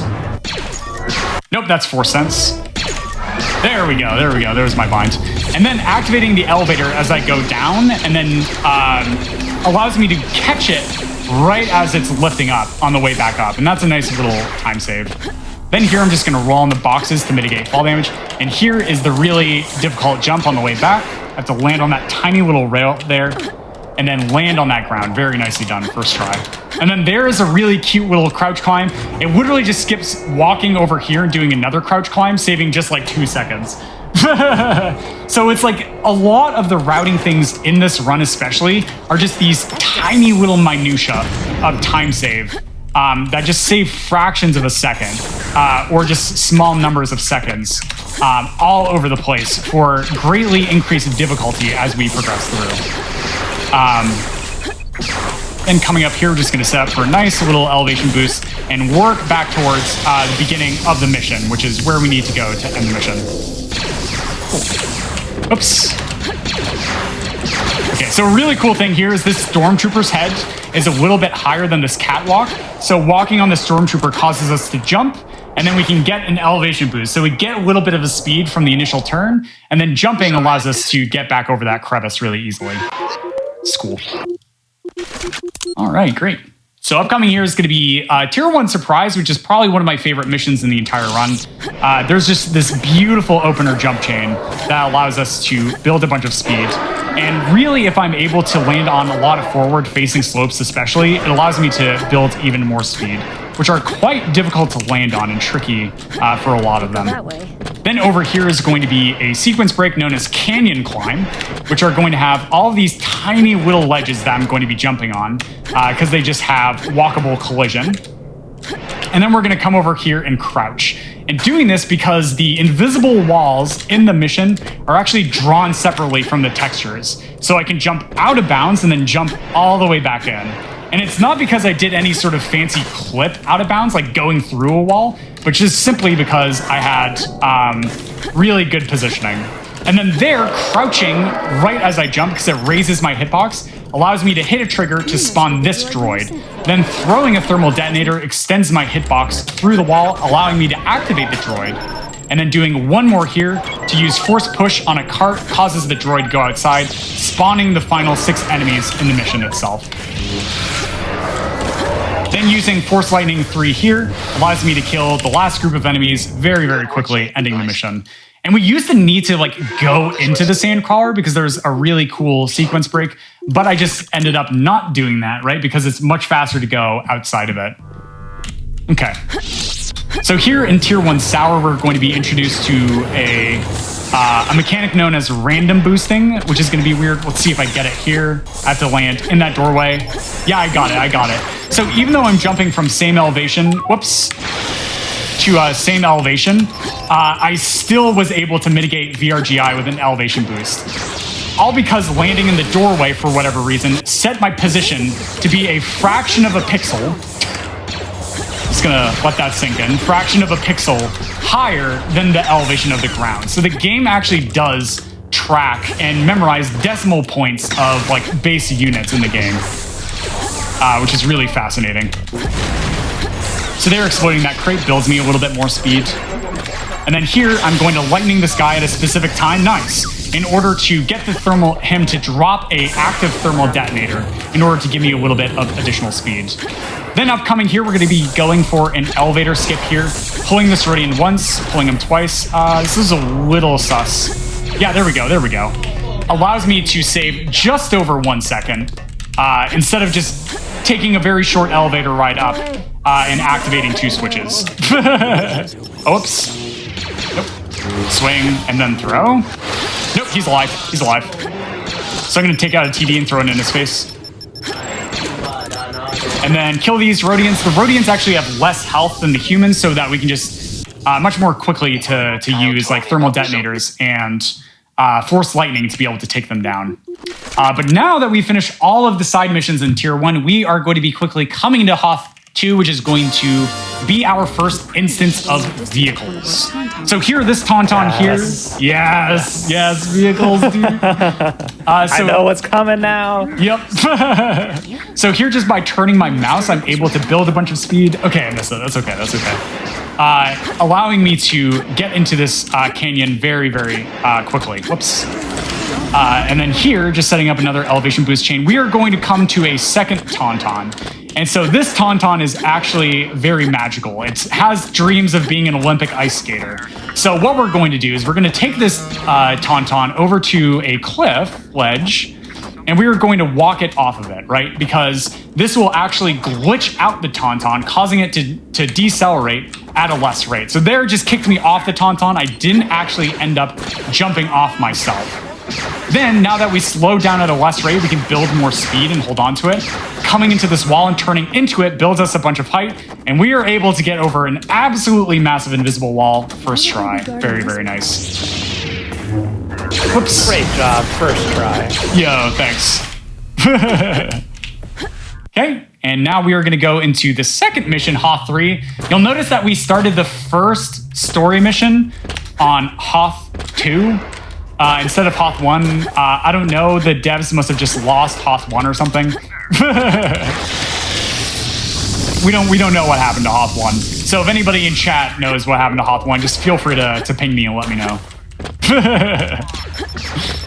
All right, so coming through Hoth 3, it's actually going to be a lot closer to something you might see from Jedi Knight 2 Jedi Outcast, where a lot of the missions are going to, in Academy, are going to be like outdoors in these open areas, where the movement is really going to be about setting up those big elevation boost chains and building a ton of speed and having a difficult time maintaining it in that way. Whereas in Outcast, there's a lot of more like tighter packed hallways and stuff. And so this level in particular is very similar to Outcast in that vein. But here, what we're going to do is we're going to try and move through here, shoot this guy, and then hit that guy with Force Lightning, which actually causes these guys in this room to stop advancing.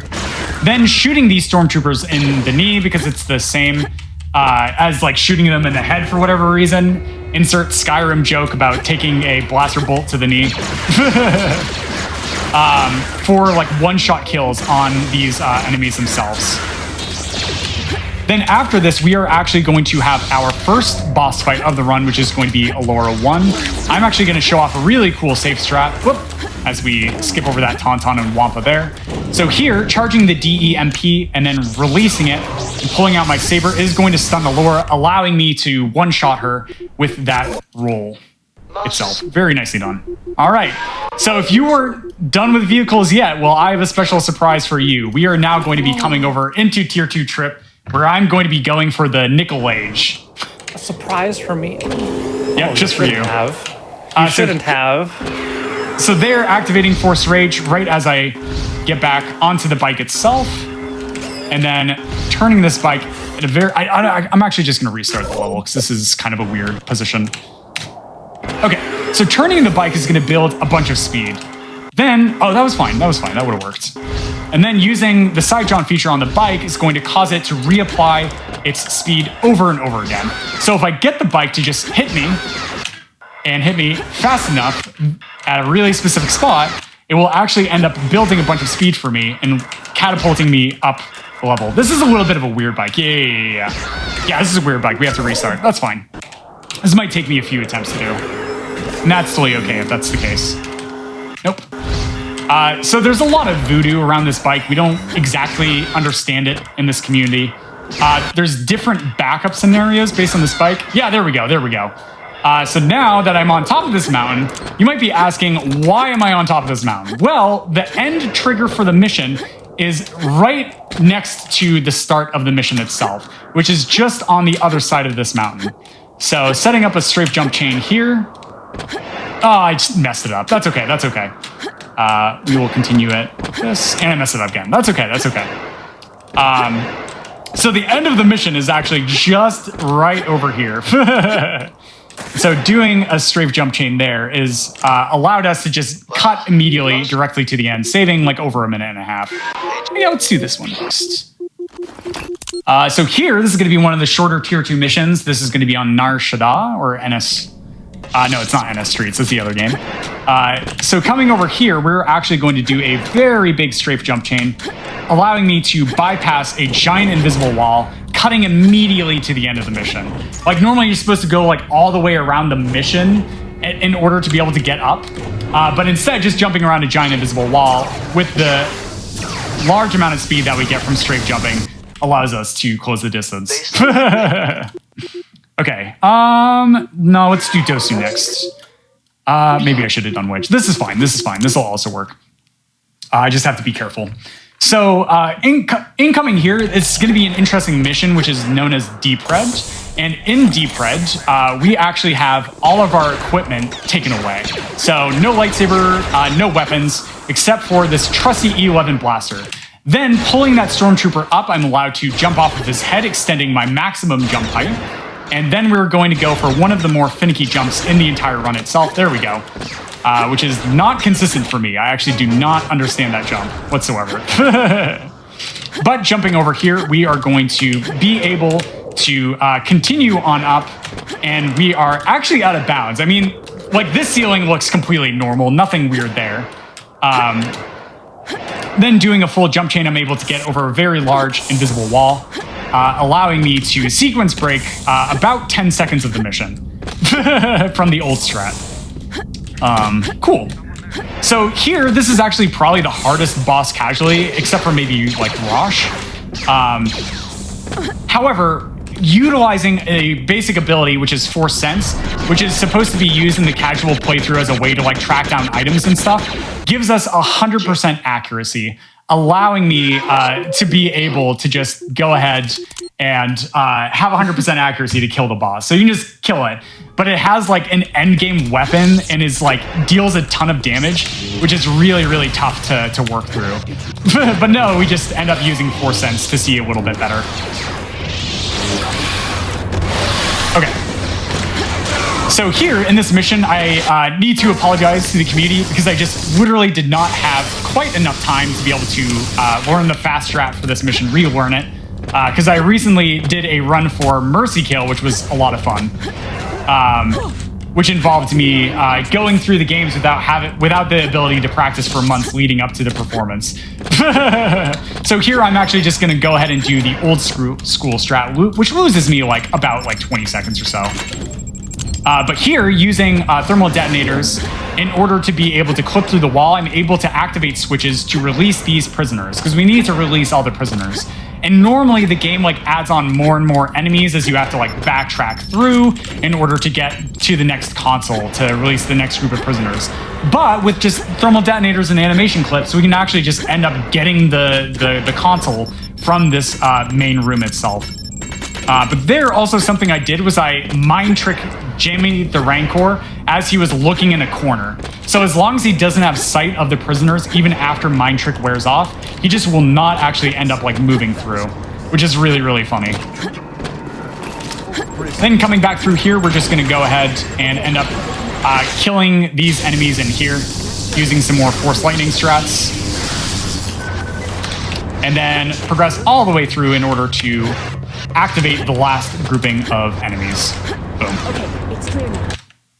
So here, using quick save and quick load, I can actually end up skipping dialogue, which it costs me about half a second every single time I quick load, but that will actually end up saving me time in the long run for being able to skip along dialogue to move it through. So now that we have gotten all of the prisoners, I'm just going to stand here and use Force Sense. If I stand any closer, what it'll actually end up doing is causing these prisoners to not despawn as they reach the end. So causing them to despawn will stop them from grouping up, causing this new objective information to flash. And then one more dialogue skip allows us to skip through that and progress on. Cool. Okay, so here we are going to come into one of my favorite tier 2 missions, which is Wedge. This is the one that is now skipped in any percent because it's about like 15 seconds or so slower than Rancor.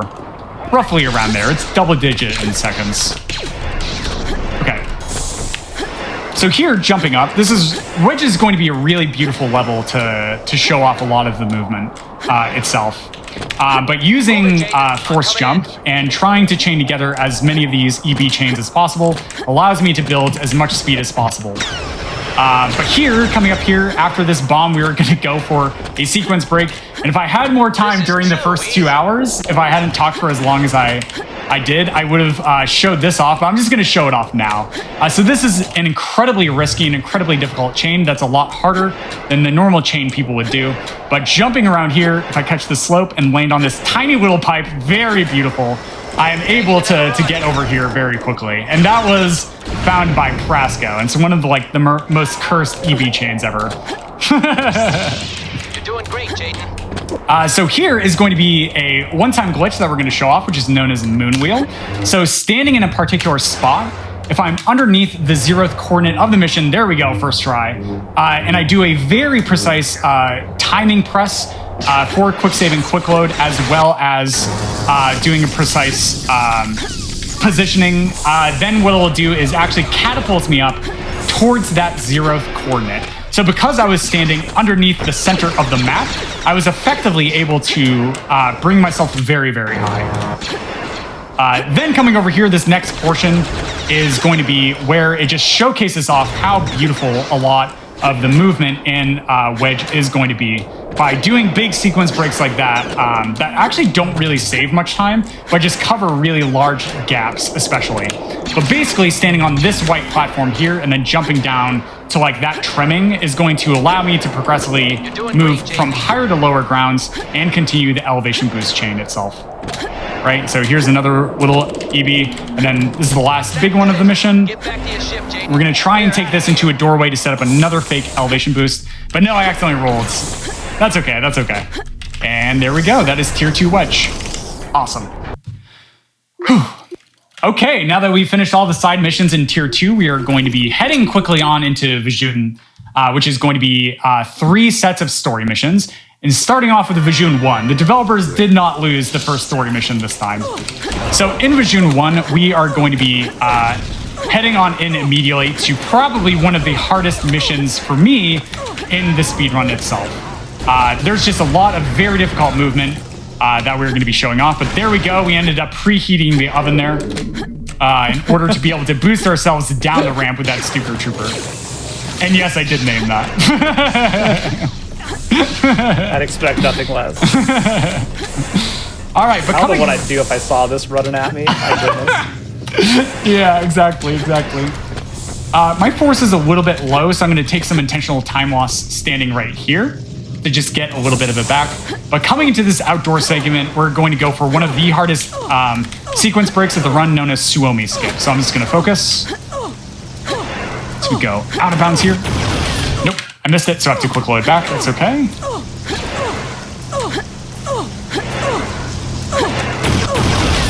Okay, I missed it again. That's okay. We didn't quite get the full chain, but instead, I am going to be able to show off a backup, which is going to be doing a very difficult crouch climb there that I got first try, and then coming over for Vijun Skip, which I will double Stuker because I was very off in my positioning. That TIE fighter, kill that TIE fighter. Okay, so I actually learned of this recently, but there is actually an elevator here, which I did not know about. I kid you not, until I saw a runner whose name is Build do a run at a recent event, which was the Kessel run. Right. Okay. Does the elevator save time? No, it loses time. Normally you would just jump off. But because my health was low, I would have taken fall damage there, and that would have caused me to take a death, right? And so stopping me from being able to progress. But here, using vertical red style and the heavy style, we're going to be able to kill these enemies in one shot each in order to be able to progress through. But hitting this door is going to cause Kyle to move, and then aggroing him onto those troopers there is going to basically free up his AI to make him move a little bit sooner, a little bit more safely. He does lose a tiny bit of time. That's okay. Okay. So here we're going to go for Bildo Skip, which is the most influential skip. So major shout outs to you, Bildo. Thank you so much for the skip. Saves just like a couple seconds over doing that puzzle normally. Then here's another interesting sort of time save. Using the Stuker to shove ourselves downwards allows us to fall in there a little bit sooner. And then here, doing a force jump gets us through. Cool, cool, cool. But Vajun 2 is going to be a nice sort of relaxing level, as is going to be Vajun 3. There really isn't that much difficult stuff in these 2 levels itself. Here, I'm just being careful to maintain my force, because upcoming here, we're going to have to force pull 2 more levers. But here, I'm going to go for difficult jump. I missed it. That's okay. Let's go for it again. Quick save and jump up. So I am now losing time for going for this, so that's okay. And then we're going to pull. Okay, we got that one. All right. And that one. All right. So, oh no, I fell off. Just kidding. You got me. Boom. What's going on here? Okay, so coming in here is going to be Vajun 3. Really, in Vajun 3, the beginning of the mission is going to just be a sequence break here, which skips us from having to do a very circuitous route in order to get through that first room, which is nice. And then jumping up here, I missed that EB. That's fine, that's fine. Ooh, he's shooting me. Okay, so here these enemies can be scary, so I'm going to force push right before the elevator starts to guarantee they don't troll me. And then using my last Stuker ammo there to be able to break through. Landing on that ramp gets us a little bit of speed from a slow boost, and then heading into that EB chain there. Then coming through here, this is going to be known as Robot Room. There's going to be 4 waves of enemies we need to take down. However, we can actually just kill them the moment they spawn. So now I'm just listening to hear when the previous wave dies, and then I can actually just end up using this DEMP gun to be able to shoot through that wall and kill them a little bit quicker, which is really, really cool. That went really well. And then next up coming here, this is going to be one of the hardest enemies in the game to actually take down in the speedrun, no joke. But if I just end up action locking him into a maneuver, it'll end up freezing up his AI, causing him to not be able to run away while I do an attack on him, which is very, very cool. So upcoming here, we entered another cutscene. I'm just going to wait for the game screen to come back so you viewers can see this. Okay, great. So entering this cutscene here takes the hardest boss fight and turns it into the easiest, which is going to be taking down Rosh. Normally, you have to fight 3 Force users that are all really, really powerful and really scary. But instead, just entering the cutscene allows us to take them down very, very easily. Cool. Okay. Awesome. So coming in here is going to be Tier 3 Rift. Probably going to have one of the flashiest sequence breaks in the entire run itself, which is going to be known as the Leap of Faith. So here, I'm just being very careful with my force as I crouch there to not fall to my death. So there I have 100 force, and now begins the sequence break. And we are going to attempt to jump all the way to the end of the mission. Landing here, nicely done. Okay, I have to be careful. Nice. And so there, with just 2 HP, I am able to barely have just enough health in order to be able to take all that fall damage. Cool. And this skips like a lot of really cool content. There's like a puzzle that you have to use Force Sense to be able to finish. And then there's a lot of lightsaber combat that you have to like go through that we just all skip from being really fast speedrunners. Cool. All right. So coming in here is going to be Hevel. So a lot of Academy levels are going like horizontal distances really fast. And this level is going to be a pretty unique level where it's going to be a very vertical level. So the end of the level is literally in this centered pillar all the way at the top there. Oops, that is bad. I need as much force as I can get. Okay, good. Oh no, I fell off. I fell off. Oh no, the swim of shame. I'm taking a little bit of a bath here. That's okay, I just have to jump back out. Okay, so here I'm just... Take a bath, Muffin, it's all right. Thanks, fam. So here doing a... Oh, that's okay, we'll go for the backup. Great. Okay, so coming over here, we are now going to do a Stuker to be able to get a little bit of additional height, and then go for a jump here. And then I'm going to wait for a little bit more force, and then come into Lightning Spire, because there is a bunch of enemies, and nice, I got through fast enough so that they didn't end up using any force powers. I'm glad that seemed like the least interesting room in the entire run, but I promise you we can get endlessly trolled there at infinite. But because it takes about half of a second for enemies to act after you initiate their initial aggro trigger, they ended up just doing nothing. But if they had cast Force Lightning, I would have ended up like falling down and then having to try and jump back up again, or just like walk up the stairs because you can't force jump when you're being hit by Force Lightning. Okay. What's the rate that the force recharge? Is that just like a static passive thing that's happening? Yeah, it is static and passive. I don't know the exact number off the top of my head, but if you have your lightsaber out, your force does not regenerate if you end up doing a force jump, unless you do like a lightsaber swing with it. Yeah, so that's why I'm like almost never having my lightsaber out specifically. So here, just laying down these, det packs. I'm just trying to lay them down to guarantee people don't end up getting in my way. I missed that. That's okay. I tried to land on that guy's head to set up an elevation boost. So here for a little safety, I'm going to mind trick that rocket trooper there. I don't normally do that because it's a little bit slow to do so. It loses like a fraction of a second. But instead, I'm just going to do it for a little bit of safety because I am taking health damage here. So when you are below 50 armor, which is the green number in the bottom right, any damage you take will actually end up being dealt to your health as well. So here, trying to do a jump chain that I missed, that's okay. The backup is to set up an EB like this. We are going to come into this TIE fighter section. And these TIE fighters actually ended up moving around right after I ended up disabling the tractor beam. And so if you move through at a very optimal rate, then you can get through there very, very quickly. So here, activating these det packs will just clear out those enemies, so there's no RNG, and then killing off this last list of enemies with rockets, because they have a fast rate of fire, and then using Force Lightning on the last group. Cool, very, very nice. Yeah, let's do Bounty next. Rage 2, excuse me, do this. Cool, okay. So coming into Bounty, we are going to be introduced to our friendly neighborhood, Boba Fett. Oh, I forgot to skip the cutscene. That's okay, this is probably going to be fine. If I move optimally well, Boba could give me some trouble, but as long as I am not optimal, which is most likely going to be the case, we'll be perfectly fine. We'll see what happens. But here, there's just going to really show off a lot of the beautiful elevation boost chains that you can get. Like they're getting up to 800 speed in total, right? And then here, going up to 800, 900 speed as well. And then here's a really tricky jump. Okay, he almost trolled me there. Not quite. Still a little bit of a troll because I didn't get my jump chain. That's totally okay. My force is low, so I'm going to take this part a little bit slower so I can go for this jump chain here. Whoops, I missed it, so never mind. I was not going to go for a jump chain there. I'm sorry, Twitch chat, for lying to you. But here in this area, whoops, there's going to be 3 sort of smuggled weapons things that Boba is doing. And it's our mission to lay down these bombs. And after we lay down the bombs, Boba does not have imposable thumbs, so he cannot end up disabling the bombs after we arm them. Thank goodness for that. He can't press a single button. Okay, good. My force is really good. Okay.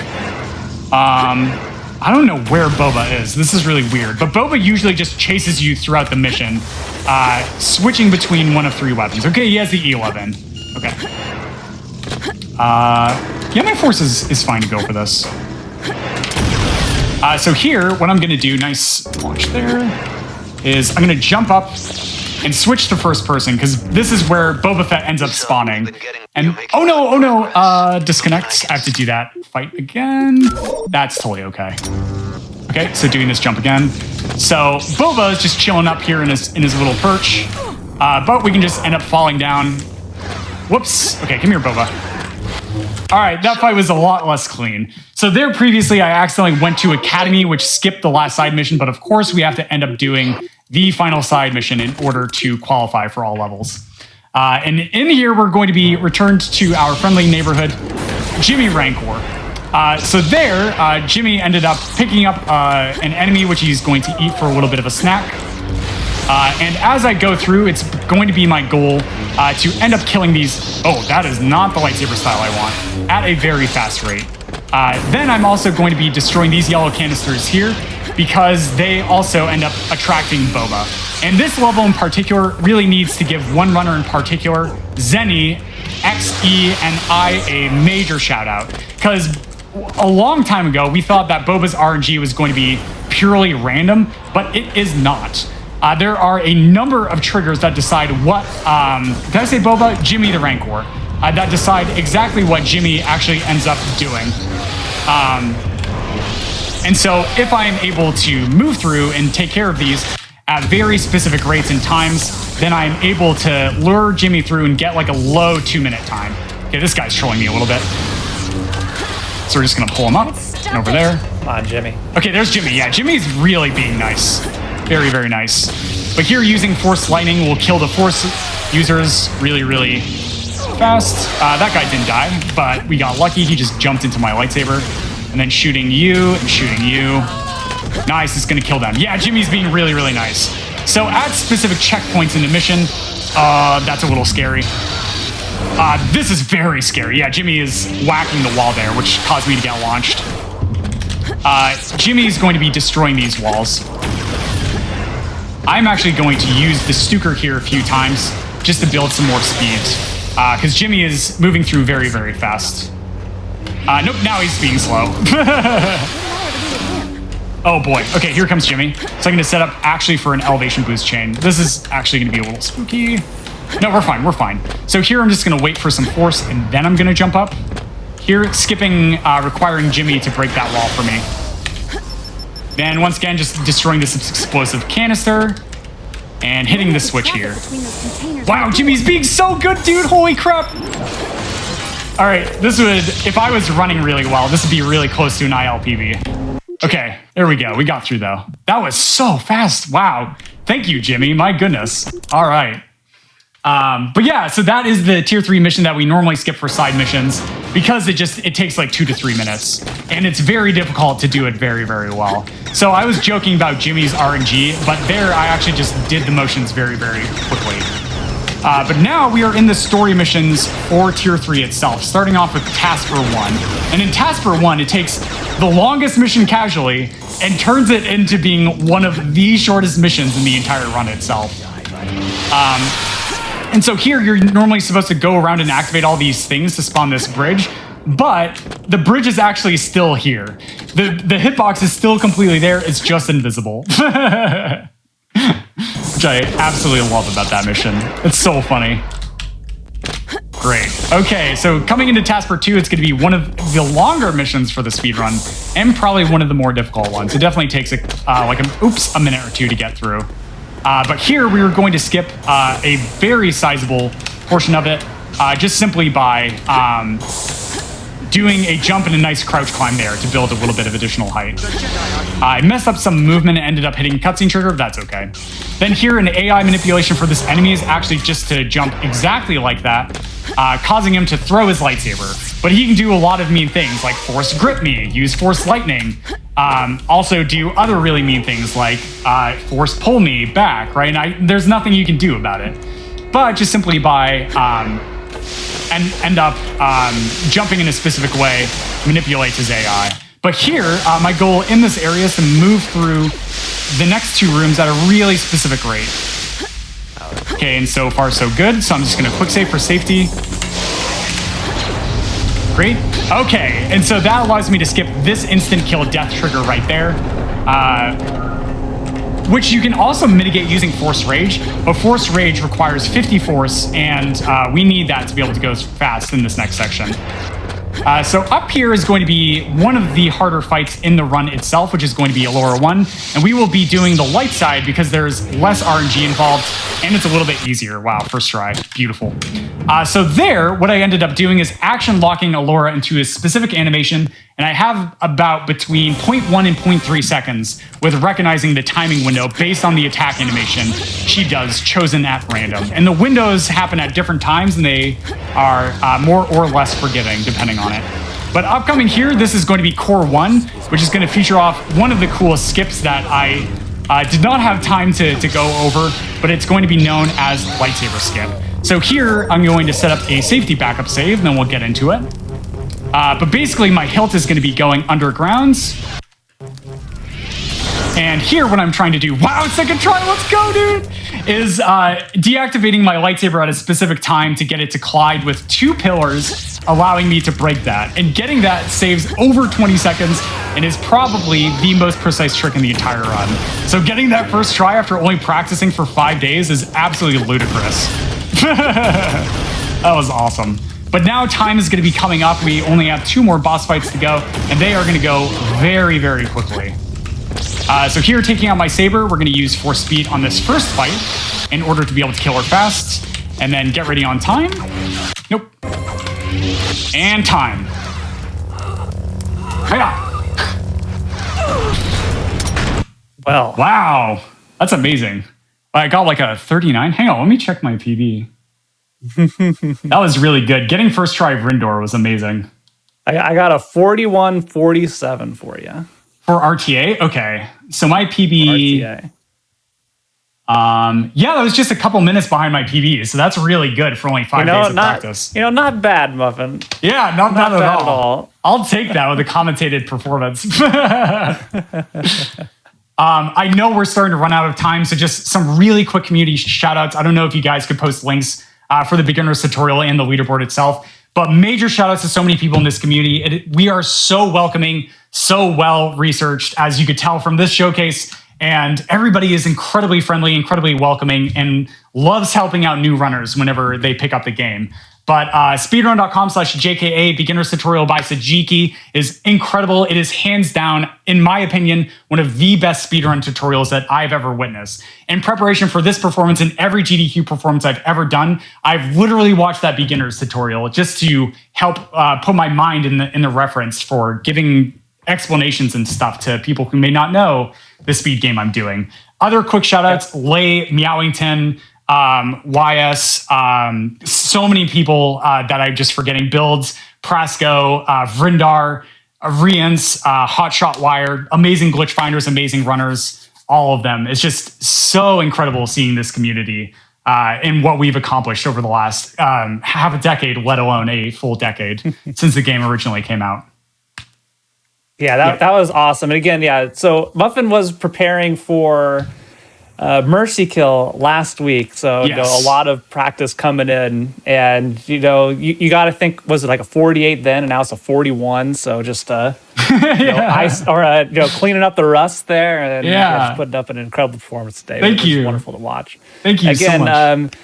Big shout outs to Covert Muffin for coming on the show today. If you only caught the run, there was about 2 hours of a super in-depth look at all those movement mechanics that you saw him using throughout the run to go really, really fast.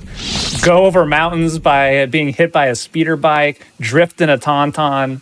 All of that was gone into in so much detail. It was just wonderful. And yes, again, be sure to go check them out. I posted the link in Twitch chat, but Muffin is a wonderful streamer, not just for Jedi Knight Academy, does a whole bunch of other different speed games as well, like Ori and the Blind Forest, which you also saw you do last week. So again, can't thank you enough for coming on the show, Muffin. And unfortunately, though, that is going to be it for Game Masters tonight. Again, Jedi Knight Academy, just wonderful run, just so entertaining all the way around. But Hotfix is not done, because after this, we have Super Hot VR in Doom 2016 as we showcase a certain year. I'll give you a guess what year it is. It starts with a 2 and ends in a 6 on Time Capsule. And tomorrow, we have Super Mario RPG on the bargain bin, followed by Back for Blood and Resident Evil Village. So pretty stacked lineup over the next couple days on Hotfix. And we're going to be going into a break, and we'll be swapping over hosts. So again, Muffin, one more time, thank you so much for coming on the show. Hope you had a good time. I did. Thank you. Good night, everybody. Yep, good night.